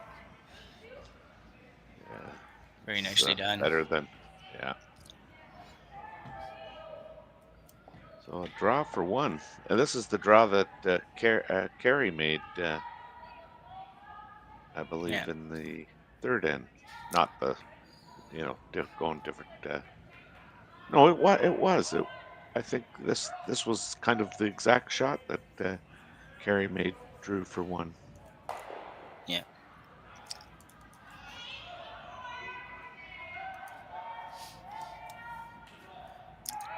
A little more room to work with than Einarson had. I'm not sure what she's looking at here. She don't think she can possibly go after that stone, so there's just not enough room. And not only that, it's still probably just going to be for 1. Yeah, it is. She might be a little bit worried about throwing draw weight and getting by the yellow, but I think she has plenty of room to get by the yellow. I don't think it's really a factor. Yeah. Yeah. I thought she was looking at trying to make the double for 2, but whoa. Yeah. Yeah. Yeah. That would be tough. Yeah.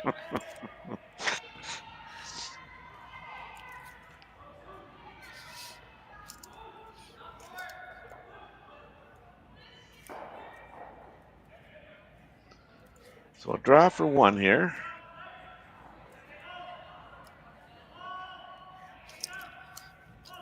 Still talking about it. It's a lot of discussion, right? Which for a shot that just Yeah, doesn't seem like there's a lot of options. Yeah, it just feels like there's one option. Yeah, exactly. Yeah. On Skipper, put it on the lid. We're here for you.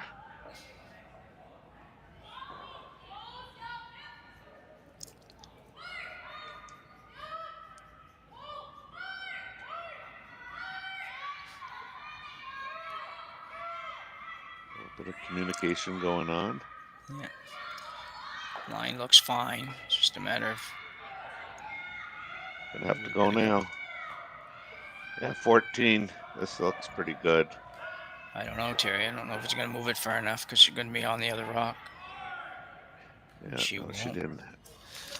Need to be on that a lot sooner, really. So another steal for Kerri Einarson here in the 5th end, and she will have a 3-1 lead as we go to end number 6. We'll be back right after the break. Hey Ben, what's the Aztec Safety online e-learning website again? Yeah, that would be aztecsafety.com. Fire extinguisher and firefighting. We'll send that one to Paul. Ah, now here's a course I should probably take. Conflict resolution. Power line safety. Yeah, I thought it might help me with my line calls. Did you know this Aztec website has over 100 safety courses? Jeez. Aztec Safety online course. Ground disturbance. Could have used that a few seconds ago.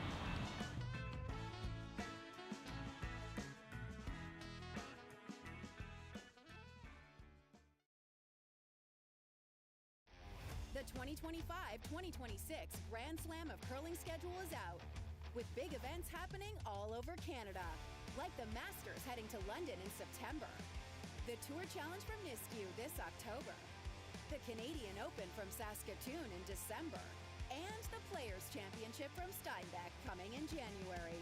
Early bird weekend and full event passes on sale now at gsoctickets.com. Let's rock!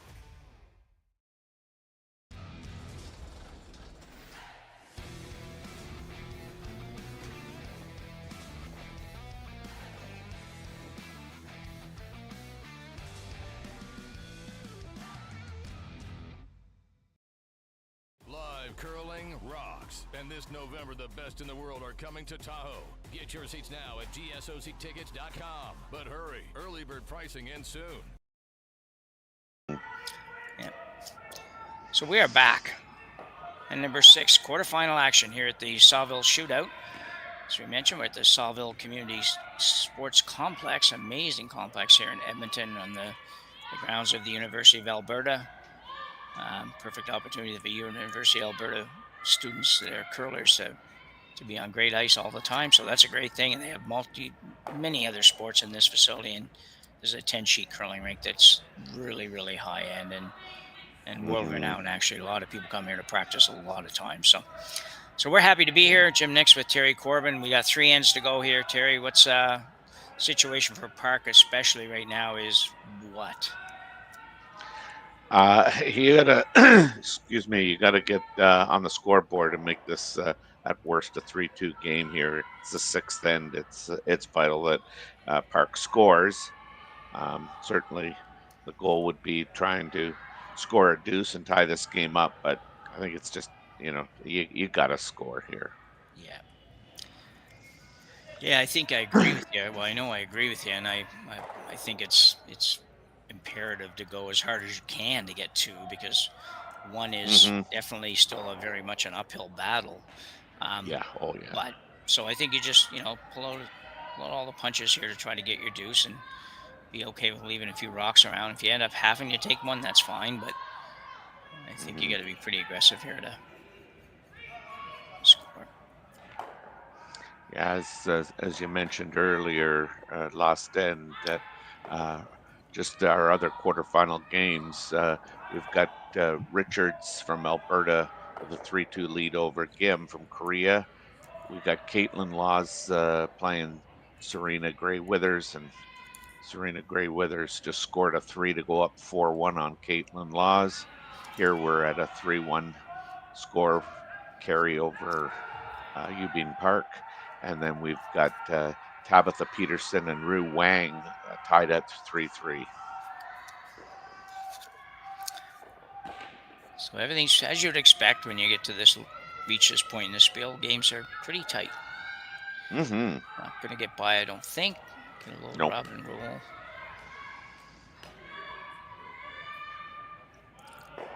Just a hair light.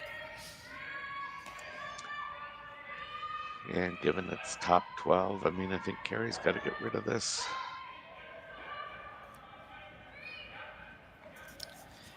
Yeah, not much choice here for her. She's playing pretty much all defense unless she gets a really good opportunity. So Shannon Burchard still with the very unique release of the curling stone. Yeah, Rory McCluster and I were talking about that. How many coaches do you think have tried to change that? Change that. How many has she had? Take -1 and you've got it. Anyway. Yeah, that's somebody right. had to be one coach along the way say, well, this is what you're doing, and we'll just go with that. But anyway, between that and the tuck delivery, which I guess now the Curling Canada has kind of more agreed to support and attempt to teach in some ways. So that's kind of an interesting news item that I heard recently, and I don't know how factual it is, but I think it's pretty close by the source that I heard it from. So there you go. anyway. Yeah.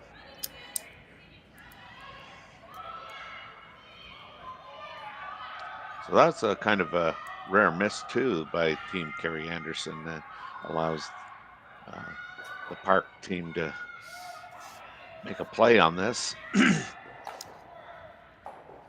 Yeah, you're right on that for sure. So Park's set up so far, a little bit set up she has 2 in, which is part of the process, and pretty good setup for her, really, barring a perfect shot by Shannon Burchard here. Who will definitely be looking to make this perfect after her first one.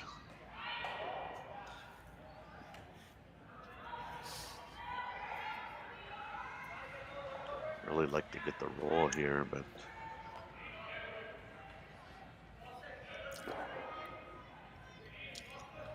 that wasn't the roll I was talking about or thinking about. But you know what?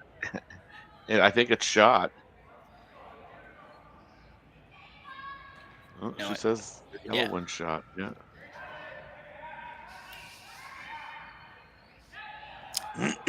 We're just about halfway through the end here, and Park does have a pretty nice looking setup, I think, Terry, to turn this into a 2 eventually. Yeah, I mean, I think coming down to that one and offering it potentially a little bit of protection to a jam is a good idea. Yeah.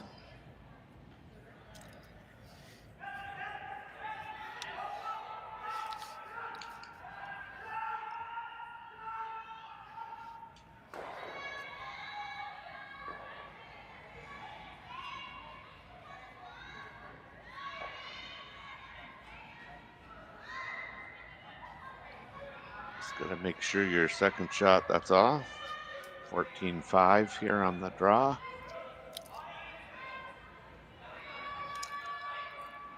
Well done. Would have probably liked it a little closer, but I mean, it is shot rock. Yeah, I think I agree. I think the tutting a little bit further and a little more towards the stone would have been better, but not bad at all. I don't think Kerri can afford to play the top one, but No.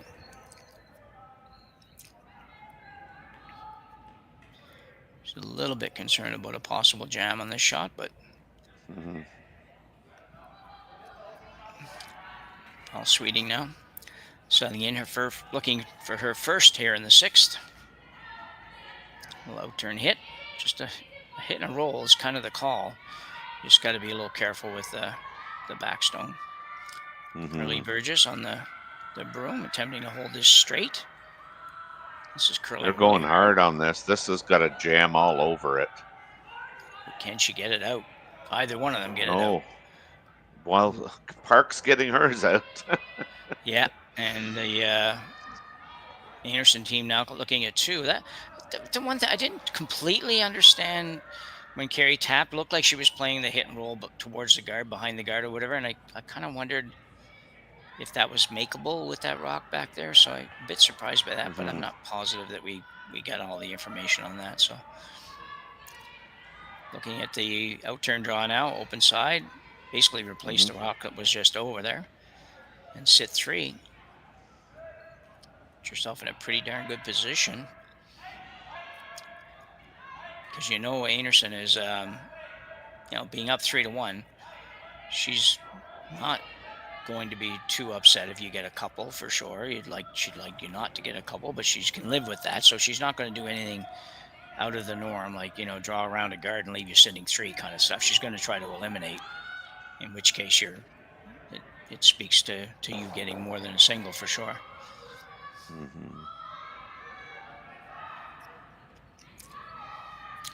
Left-handed third for Park.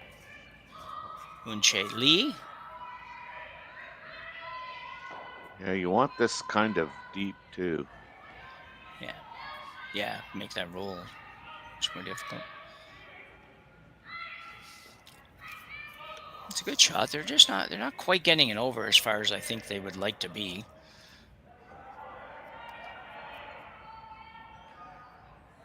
She's still indicating that roll as a possibility. She also indicated possibly the double. And yeah, I think you're leaving the top one. You might need that. Yeah. Might need to go around that. Yeah.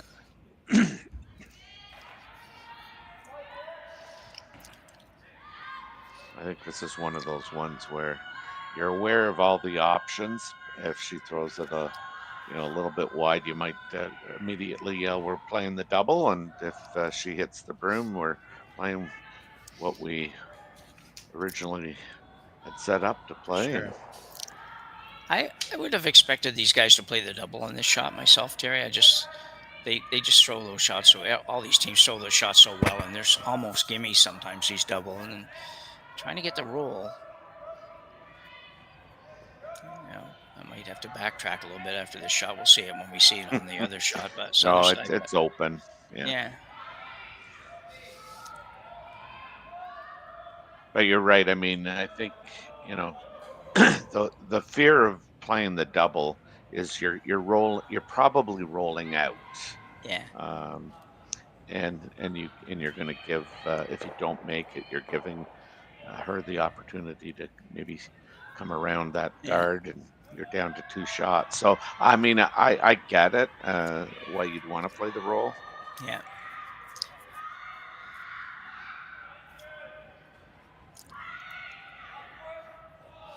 This one got to move a little bit. She definitely wants to stay here, and she may not. Yeah, she's not gonna. Ooh. There's a mistake. Yeah, that was a little bit something she can probably live with a little bit, but that's they had I just look at that as just a missed sweep call kind of shot, because the way they can move stones now, it certainly seems like she should have been able to move that rock over enough to hang around. They weren't really working that hard at making that happen. So, but anyway. Yep.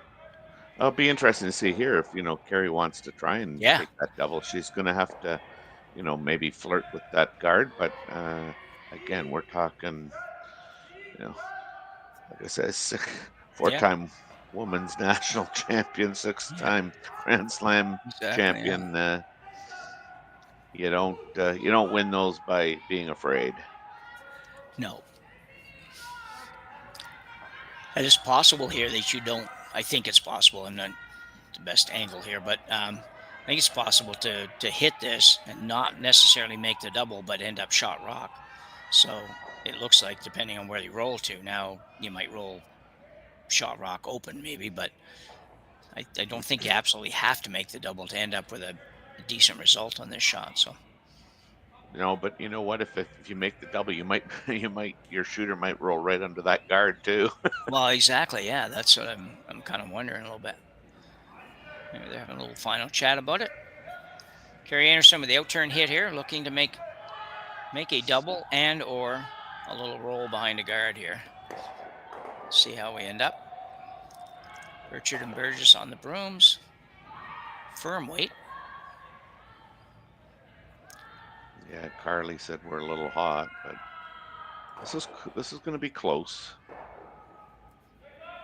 Oh, how unlucky is that? Yeah, we think, and looking at the red shot rock. Yeah. So unlucky, but a bit, but still shot rock. Not an easy. Yeah, I just meant, a little unlucky that yellow one didn't go for Val. Yeah. Hey, what? This is no easy shot though to make it. No, that's right, because you have to roll onto the rings. Yeah. You have to roll a little bit.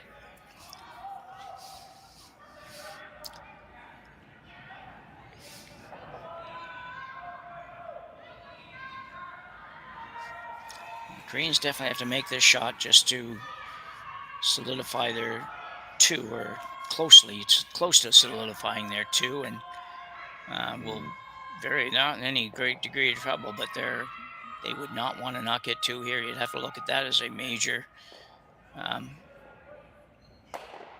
opportunity lost. Opportunity, yeah, exactly. Yeah, thanks for that. I couldn't come up with a word. No problem. That's why there's 2 of us. You didn't even invent that word.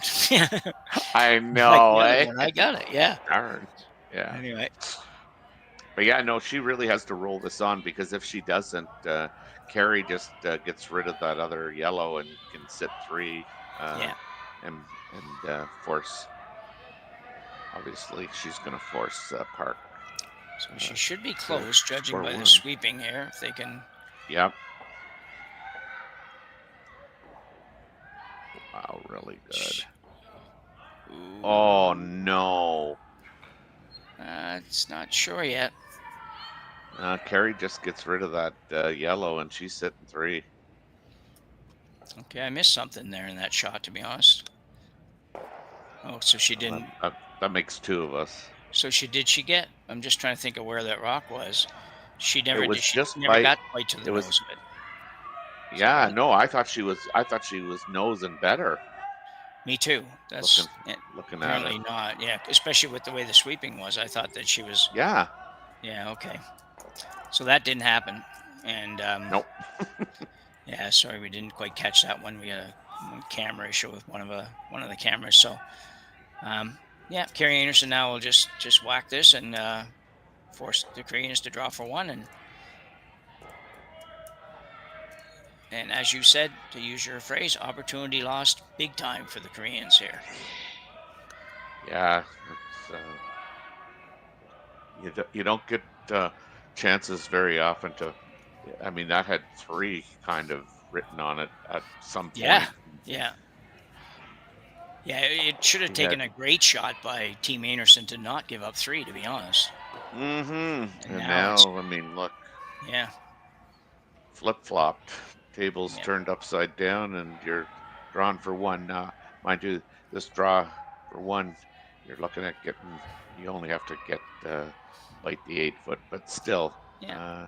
Just in terms of where you were and where you're at now is totally different, and it's got to be a letdown in so many ways, because this was a 6th end. You absolutely needed to score, and 2 and sometimes 3. I was floating around there, and now it's a draw for 1, and you'll score here in the 6th end. You potentially, if you score, you're down 3-2. So I only say potentially because that didn't look like it was that heavy.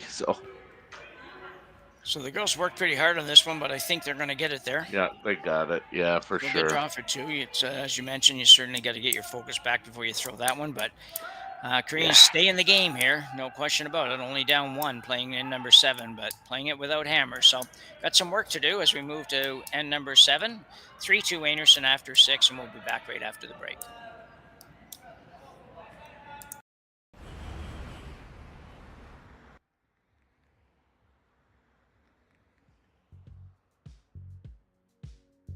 That's life. That's what all the people say.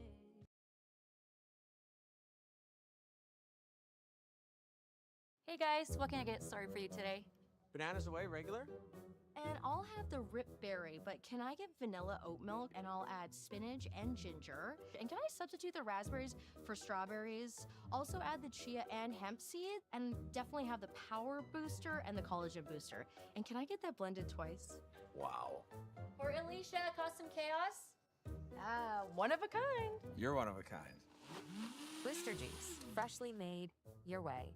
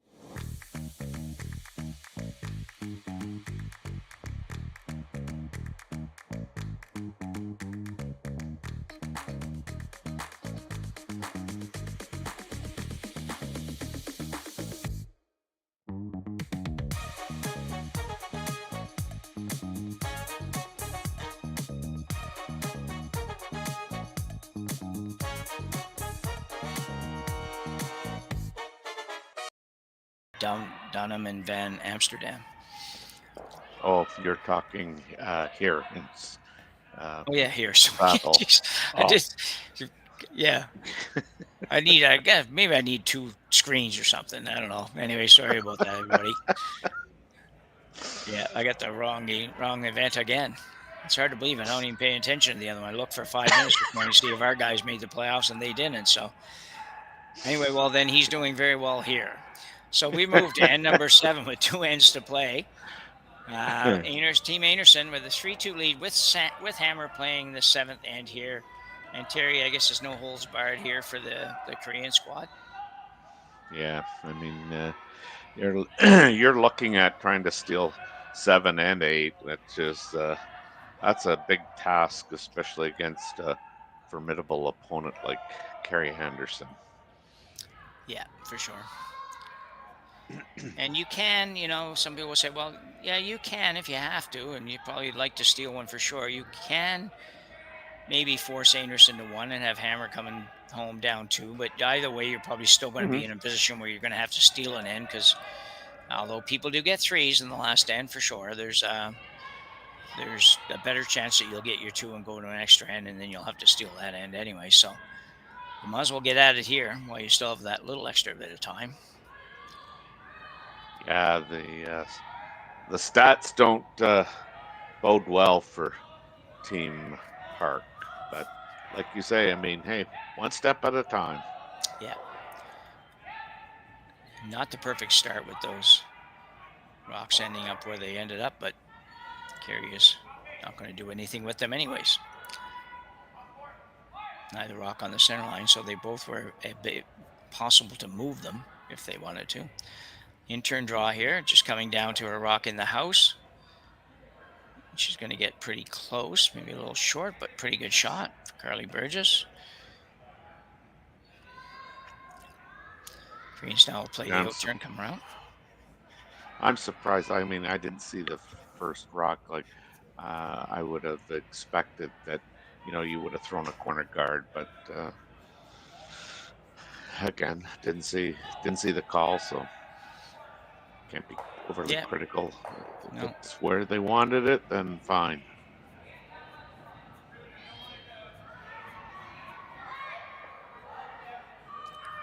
So trying to just come around the yellow and sit on top of the red if they can, but the line is just not good here at all. I don't think you can move it over that far. That's a long ways. Yeah, this is going to be wide open at the back four. Yeah, so they will take it back, trying to get a little piece of it at least behind that guard. Not quite going to accomplish that, but still amazing how much it did curl. Yeah, I said it before.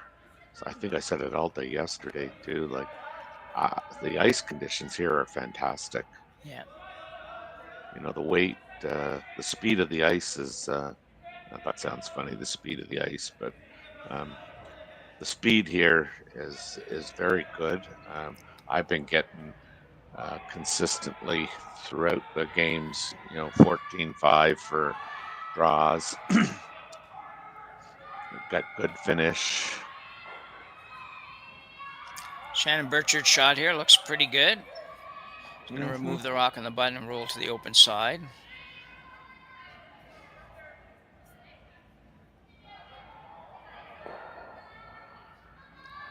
He's looking to play that same shot. I think she's got the right idea here. There's no point worrying about how many Kerri has in right now. You can't afford to go play a whole lot of defense here. So you got to go on offense. It looks like a ton of ice.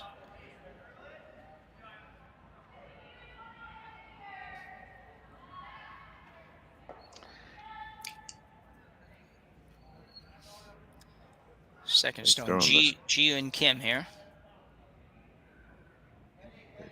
They've just thrown this.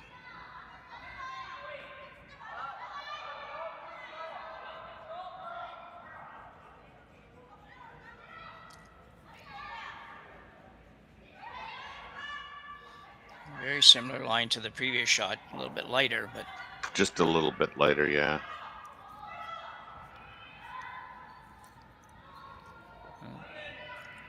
Line probably was pretty good if she had another, 3.5 feet of weight.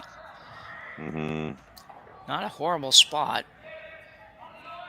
but definitely enough room for Einarson to get rid of it without making contact with the rock on the 4 foot, which is what would matter to her at this point. That rock is even just a few inches deeper and probably 2 or 3 inches to the left as we look at it on the long view there, that this would be a much more difficult shot. Right. And pose a big problem for Einarson, even if it wasn't shot.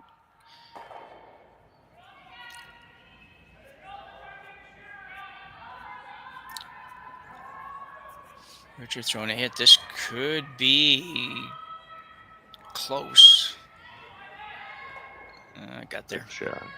Yeah. They're just out there. Building a wall. Yeah.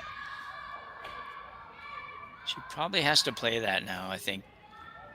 Terry, what do you think? I think it probably has to move that red. Maybe try to make that double. Just give yourself something, despite the fact I said a minute ago you can't really play a lot of defense. You also got to have some realistic shot at getting in there. I don't know what exactly she's looking at, but I think she's looking at trying to catch a piece of the yellow, remove the red that is on the right-hand side, and that shot that she makes contact with would roll in and under. But yeah. You like that? You really don't. Well, I mean, you don't like to be hitting, but I mean, no. I mean, Kerri's got total control of the end and the front of the house. So I see kind of what she's afraid of. I mean, you go around and Kerri, sticks it. I mean, I don't know what you got. So I guess for me, I'm on board with hitting it because I think it is. As you say, they've got the control zone controlled here, so you got to do something to give yourself a chance. But I kind of like the idea of maybe just off nose, make the double versus the other, which is probably a better situation. Good shot, yeah. I don't know if that's what that they're trying opens to do, things but up yeah. really well. Yeah. Kerri will run the front. Yeah, I guess that was the one problem, but you still have a guard, and at least it's yours now that you can work with. That's right. Yeah. Yeah. You were never going to have 3 or 4 guards because Kerri was never going to play that kind of an end. So work with what you got. Val Sweeting now looking to play the peel.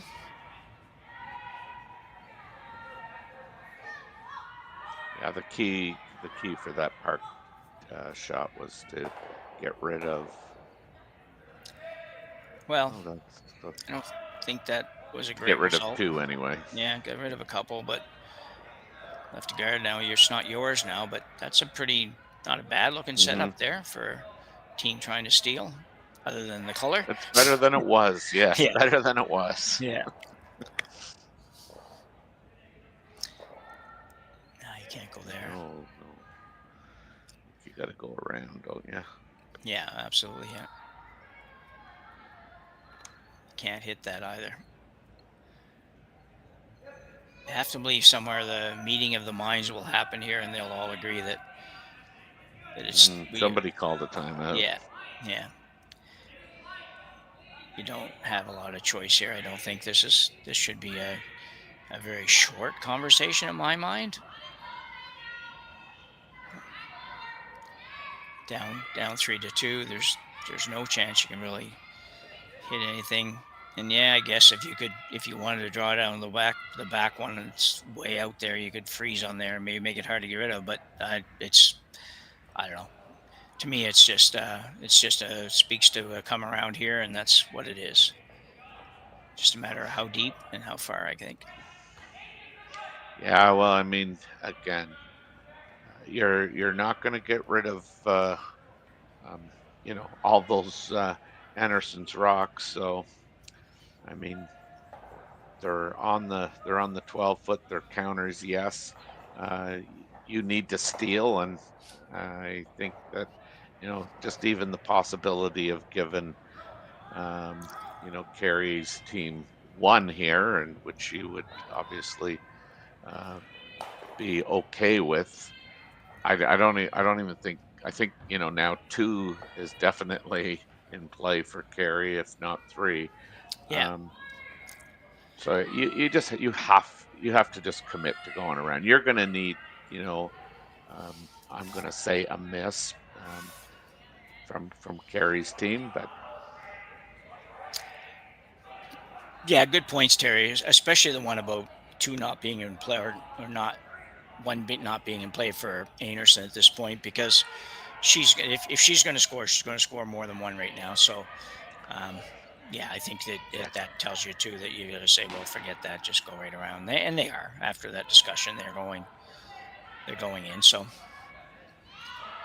a good timeout. Yeah, if you're going to miss this, you're going to miss it short. Yeah.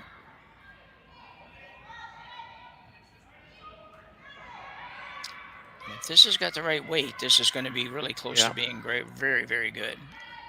Yep. Overcurl a little bit. Yeah, Kerri wants to get it behind the tee line, yeah. But I think, I mean, that's what you had to play. Yeah, I think so too, yeah. This would be an interesting call as well, to be honest. You hit that high guard. Is that, if you take that high guard off, is that helping very much, do you think? Well, I mean, again, I think Kerri's needs to, kind of look at this as I need to score. And by leaving that coming around, I mean, yes, she could get shot here, but you really do want to score. So I'm good with getting rid of this thing. So do you peel this into your own, or do you peel it away? Because I just straight peel. Okay. Well, I like the direction of the peel, at least. I like the direction of going closer to my own, because at first I thought she was going to peel it to the right, if you will, as we look at it here, and I just didn't see that being the best option. I thought, well, I would like to at least take a chance at maybe touching this one. If you ever touch this red one on the way by, then really opened it all up. Yeah, for sure. I mean, it's the old story. Commit to a shot and go with it. You know, Yeah. If you were good with playing it, then fine. Yeah. So same shot, exact same shot for Team Park, and you know, I think it is. Anyways, I'm not sure. They're discussing a lot of options, but I think they're going right around to the top of the 4-foot, and that really puts them in a pretty good position. As good a position, I think, as you could kind of probably hope for here. Still a lot of discussion about whether to do that or play the straight guard. I don't know. I'm going to come around that one. I think since I just threw it, I should have a really good handle of where it needs to be. Where are you going, Terry? Well, I mean, I'm probably going with the guard. Oh yeah, okay. Just Yeah, I mean, because if you can kind of convince Kerri that maybe her coming around getting shot on the back four is a good shot, I think you might be able to kind of hold her to one. Yeah, I guess we have 2 shots each to come, do we? So I was Yeah. thinking, yeah, Yeah. okay. So if you throw the guard up, she's going to peel the guard. Obviously, just peeled her own guard, so she's definitely going to peel your guard. I think. I think you're right. I don't think Kerri's going to come around, but you know, she does surprise me every now and then. So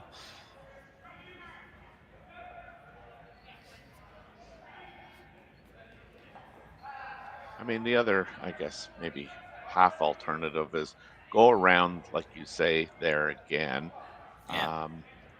Or just play the guard, kind of really tight, right where she's just patting, hoping that Kerri plays and gets rid of everything there, and then you draw down to, one of those ones behind the 8-foot, yeah, or behind the tee line, and that way you hold Kerri to 1, which I think at this point might be a viable option. like stealing 1. So yeah. So just because we have a little time here, so if she puts this guard up here in the same place she did or where it was, Kerri, we both agree Kerri's probably going to peel that, right? We think. I mean, she might surprise us, but yeah. Yes. So if that happens, then I want to ask you, my next question though is, then what are you going to do on the last shot? I know you just talked about a couple of options, but if they do peel this off and you have this exact setup you have right now and you only have 1 to come, are you still going to try to force to 1, or are you going to try to steal 1 by probably coming around that? The guard sort of forces to 1 too, but it's only a draw to the 4-foot. So what do you think?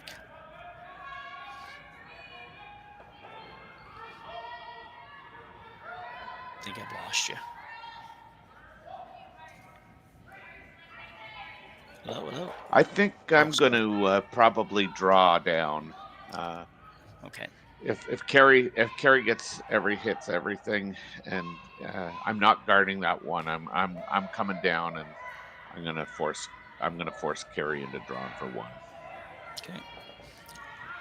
Doesn't actually surprise me either. As I said before, a lot of teams would say no, we're not doing that. We're still we'll run the yellow over the top of our red and maybe pick up the yellow on the way by, and we've got a wide open house and chance for multiple points. Because if Kerri makes this, I'm going to assume that the Koreans are going to follow it down almost no matter where it is, and force you to 1. Or try to force you to 1. We'll see. We'll see where this goes. This is an interesting point in the game here.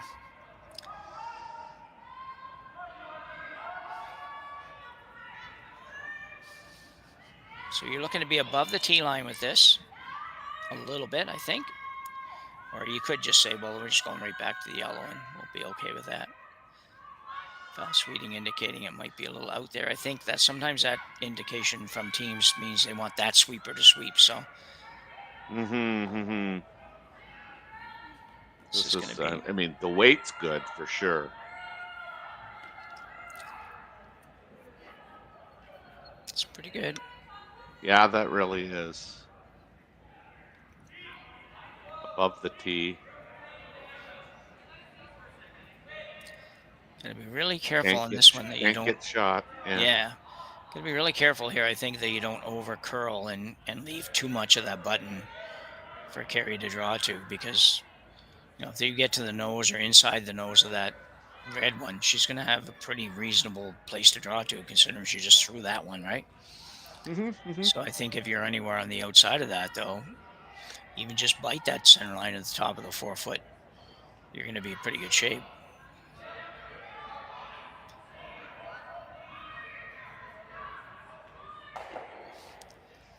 That was the problem. I know, and I don't know if it's a problem, but that was the problem, if there was one, with throwing the guard, that Kerri may just decide, no, I'm not going to. I'm not going to do that. I'm going to go right around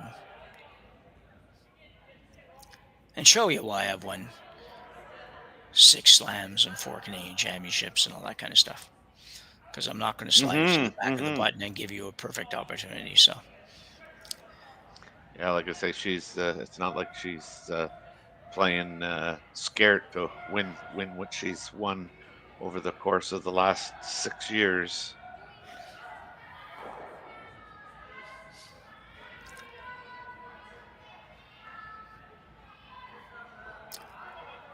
So we've got a great crowd taking in the game this morning. I thank you all for joining us here for the quarterfinal action in the Saville Shootout. One final reminder that we will be here all day. The next draw semifinals go at 12:30 p.m. local and 3:30 for the finals locally. So that's Mountain Time. For those of us in the East, it's perfect. Get to do a nice evening game. So a big shot here. She doesn't have a lot of ice, so I might have missed something along the way there, but it would make me think that she's trying to remove that rock. Is that possible, Terry? I guess it is. Yeah, I mean, I think you certainly the way it curls. I think you can play kind of back 4, wait, get shot, but I don't think. Doesn't make sense. Yeah, this is the other part. Anyway, it's on its way. We'll see. If she makes it, she does force Kerri Einarson to take one, but yeah, she's thrown some weight here. Yeah, I'm not. This is all over the guard. Keep it going. You might get lucky. You might get really lucky. Well,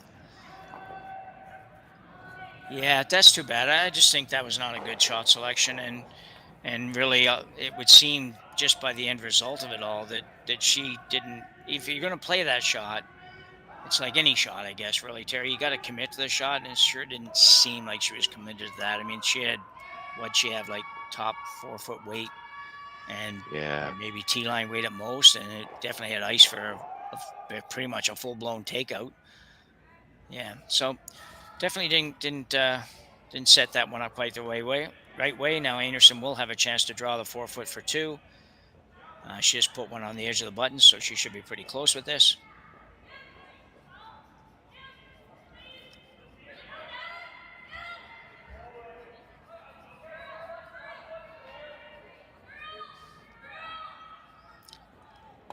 Burchard and Burgess on the brooms.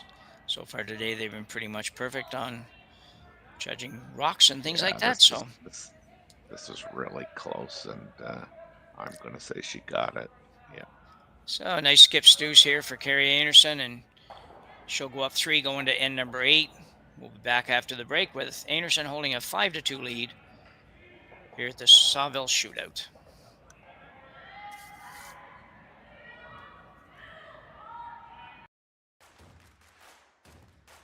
Imagine being able to stream every curling game from every sheet from any event, be it your Wednesday league game, bonspiel, or corporate event. Curling Stadium offers an all-inclusive streaming solution featuring high-quality cameras, ease of use, great reliability, and minimal installation. Offering your sponsors customizable ad space on your streamed curling games and being able to sell video packages to your corporate events for increased revenue. With Curling Stadium, you can stream to any device, be it your mobile phone, tablet, or computer. Push the feed to your desired platform, be it Facebook, YouTube, or any other social media. Curling Stadium is simply the way forward. Where it's commonplace in other sports to televise every game, we want to do the same. Curling is a global sport, and it's time it gets the coverage it needs. Make your curling club the next Curling Stadium. The rock faces around Lake Tahoe are legendary. But this fall, new ones will emerge in the Tahoe Basin. Pullman, Mowat, Gushu, and more. November 4th through 9th, the Grand Slam of Curling's first ever event in the U.S. is coming to Lake Tahoe, where the greatest rock stars on earth unite for 6 days of incredible curling, celebrity appearances, and après curl parties you won't want to miss. Get your tickets at thegrandslamofcurling.com. Let's rock. The best case scenario was that you could find a way to tap it like. Yeah. So we're back here for the final, or potentially final end of our quarterfinal game. And Kerri and I, just during the break, we're still just discussing the last shot for the Koreans. And a little bit baffled by the call there, Terry. But at the end of the day, Einarson makes two pretty darn nice draws here in the 7th end and a commanding lead going to the final. Well, I mean, you talk about the call, but I mean, you also got to talk about, Kerri's rock placement with her first one was like perfect.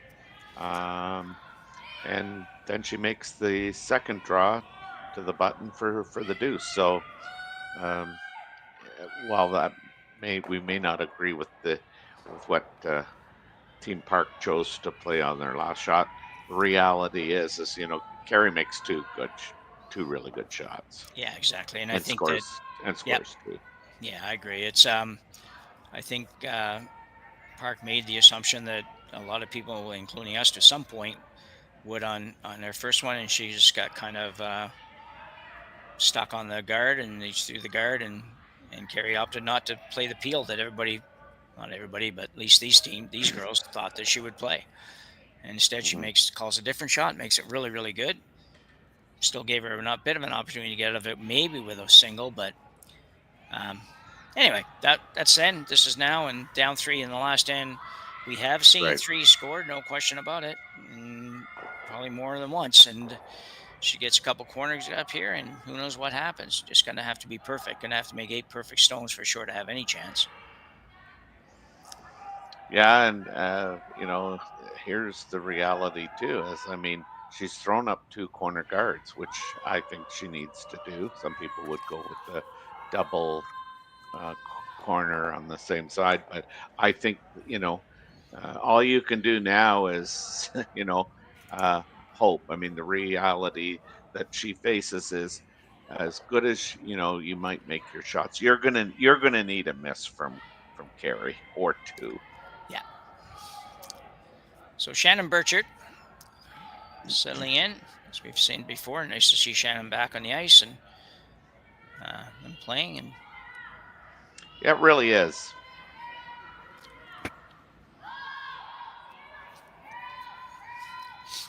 So we're still in the no-hit time of the end, and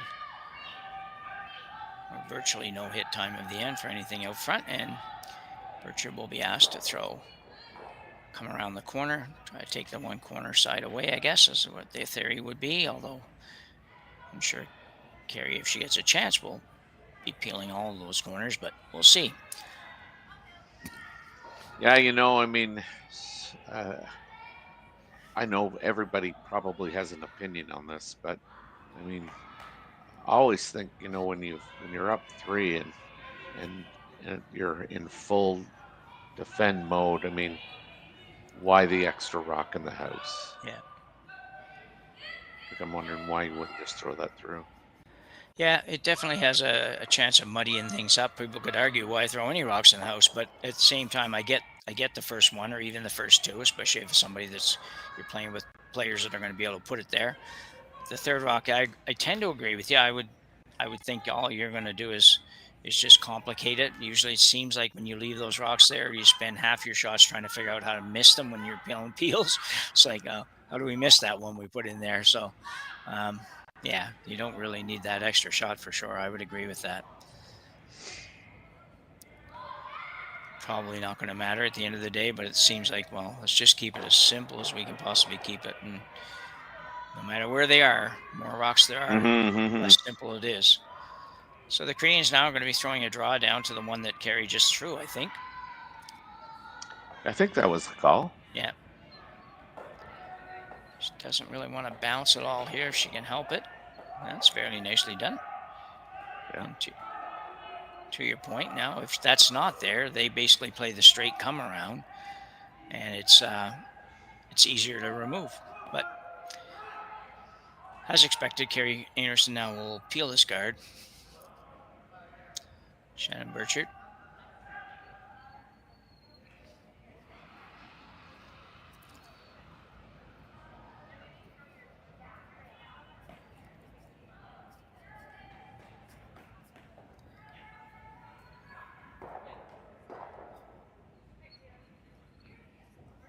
Yeah, good shot. Yeah. So something for them to work with. It's hard not to let yourself get a bit muddled with this situation, trying to figure out how to get the 3. And I think you just have to say, well, I'm going to go with what's here, and then later on we'll try to figure out, if we get a chance, later on we'll try to figure out how to get rid of some red ones, because we can't worry about that right now.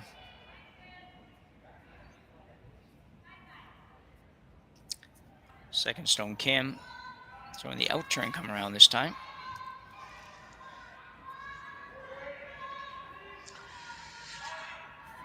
Yeah, it's just a matter of, trying to get rocks in behind what is available. I mean, this is one where you often have to think of, I know Kerri's got some rocks in play above the tee line, but getting, even rocks behind the tee line, behind the Kerri's rocks is, going to be options. Yeah, oh, absolutely, yeah.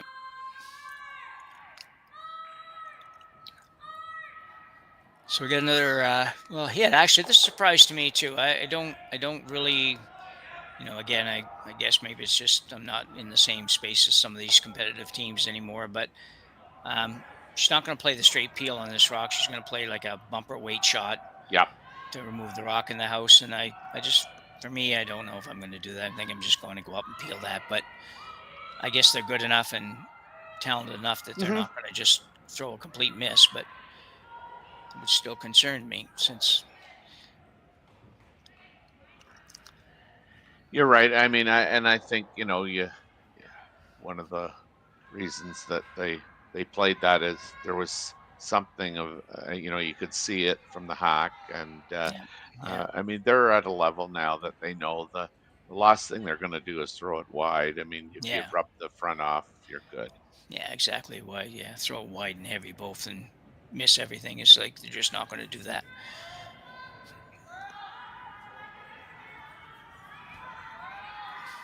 It doesn't work when you're playing Tuesday night men's league at our club, but it works out here. Yeah. I'd say men's league. That's going way back. We haven't had a men's league in 30 years. Tuesday night curling, anyway. Yeah. So a nice come around here again by the Koreans. Looks like it's going to get a little bit closer to being buried. They're going back far. They're not worried, as Terry mentioned. They're not really worried about where it ended up. It probably didn't quite go far enough to get buried, but even if it goes to the back of the 8-foot there, that's fine, as long as trying to get it somewhere where Kerri can't hit it and has to go out and peel that card. It's obviously a little. And I think more. this is where I'm surprised at this. Yeah, maybe a little bit. I mean, because now if you kind of wick off that top one, I mean, you might leave it again where it can be utilized by Team Park. So yeah. And she's calling even less weight this time. She's calling for like a hack weight shot now versus That's what I mean. So yeah, you might leave this in play. I mean, I'm like you. I kind of just want to run up and hit that, because as long as you make it, that one that Team Park just threw, that's wide open. Yeah. And this is going to happen, just what I said. But I mean, again, it's in the house, and Yeah, saving grace there that it did go in and make things even a little bit tougher for the Koreans to get rid of. But I don't know. We'll see. Well, I mean, you know that the Koreans' rock is, I think, second shot. I don't know that one way over on the right. Oh, okay, no. So Yeah. Kerri's still sitting too. Okay, never mind. Yeah. I'm gonna stop my thought. Sitting two, and the red one did outdo the third, whatever, the second yellow one as well. So you're sitting 1, 2, 4, I guess. And but regardless, I still think it's. I'm feeling like I somehow still have a chance here from the Koreans, where I don't know if I'd feel the same way without those extra rocks around. So who knows? We'll see. Well, we're down to, I mean, the Koreans got 3 rocks left to go, and they got to find a way to score 3. They've got 2 in the house. I guess they're talking about coming down and playing this in turn to the face of the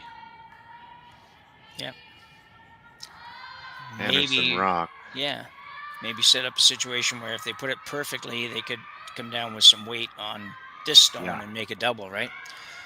Yeah. I mean, really hard. I mean, we're talking shots that are just crazy difficult, and everything has to be absolutely perfect, but that's okay for the Koreans right now. It's like, well, let's make it as difficult as we can. That's not going to do it. Yeah,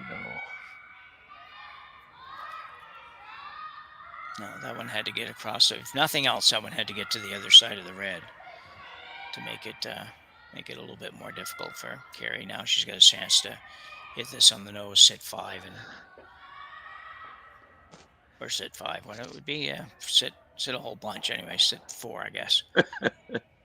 3 or 4. Either way, it's going to be really, really hard for the Koreans to find a way to score 3 here in a minute. Yeah.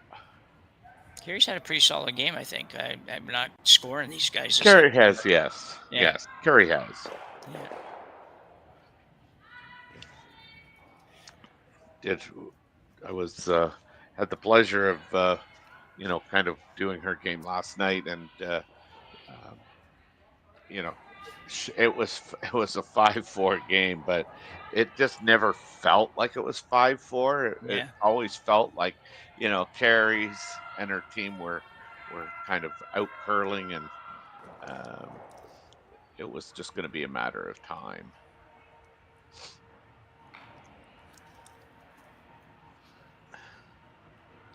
That was a good shot, because now that the one on the right hand side, as we look at it, that's wide open. But I mean, if she could ever make this double, sit 3. She could sit 3. I think you have to do it now, though, don't you? Yeah, kind of thinking that. Although if you come down and sit on that, and Kerri just plays the wide open, you could still run that red one into the yellow and spin it out, I guess, for 3. You could, but the problem is that if you come around that and yours ends up not in the right place, then all of a sudden you may not have the possibility of getting the 2 reds on that side out, right? Like it might be You're that. right. I mean, ultimately, at the end of the day, this is you're talking about the odds of scoring 3 here. It's just not great, but no. Even if you make the double, it's not that great, because you're probably going to leave a relatively simple double. But you're going to leave a double, yeah. Yeah, I'd rather leave the simple double than maybe have nothing coming in. I like the idea of playing the red one. Yep. I don't think you have time to draw anymore. You got to somehow bring that yellow one into play at the top, and I don't know how you do it without getting rid of both reds. Well, and she's talking about, moving that red one in the back 4. I just never see Kerri kind of following it. I see Kerri playing the wide open. Yeah. Yeah. And you have to, one thing you got to make an assumption that you want Kerri to have a difficult shot, but you also have to assume she's going to hit and stay on that yellow. So it's not like, anyway, this is going to be interesting. So she's playing basically the raised tap on this shot, basically. Is that what we're looking at? Honestly, I don't know. Yeah. I guess. If you're going to play this one, then I still think you're in the same position where you've got to remove the back one then, because. Yeah, like I don't know why you wouldn't just draw if this is your kind of thinking, but yeah. Anyway, it's hard. Admittedly, it's hard. It's really tough when you're in this situation, especially if you haven't been in it a lot in your career. And these girls are probably pretty young, so they probably haven't. We've seen them before, but they haven't necessarily played a whole lot. I think this would be a good one to talk about later, but unfortunately, I think it's. These situations, you just got to say, well, we got to at least give ourselves a remote chance at this, and I don't know that this does it. Well, and she said she was playing hack weight too, so yeah. I mean, if you don't make this, like, there's no kind of plan B really. Yeah. But just really to show us what we don't know what we're talking about. Well, she says there. Yeah. But Kerri was playing this shot all day, I think. Yeah. I think that the Koreans had to move something out of play there, and I just didn't like you say I just don't get that one, because I don't know how that was going to be. Even if you make it, I guess, and you remove the back one, fine. But heck, if you're gonna be able to make that shot that good, you might as well get rid of both reds now and say, okay, well, let's take our chances on her not making the double. Anyway, well, whatever. No, I'm with you. I think you had to make the double there, only for the simple fact that, like, if you drew down to it or played this shot, as long as Kerri hits and stays, I don't think you have a shot for 3. Yeah. Whereas if you make the double and sit 3, I mean, you got a chance. Yeah, that's what I'm looking at too. I'm thinking your percentage is not great either way, but I think it's slightly better the other way. So. Yeah, like you need Kerri to roll out here. Yeah, and she might. She's close. Nope. No. So now you don't have a shot. I don't think. Unless there's some kind of. I don't know when these people move. I guess no. I don't know if there's a triple. Can you get? You might be able to, Terry.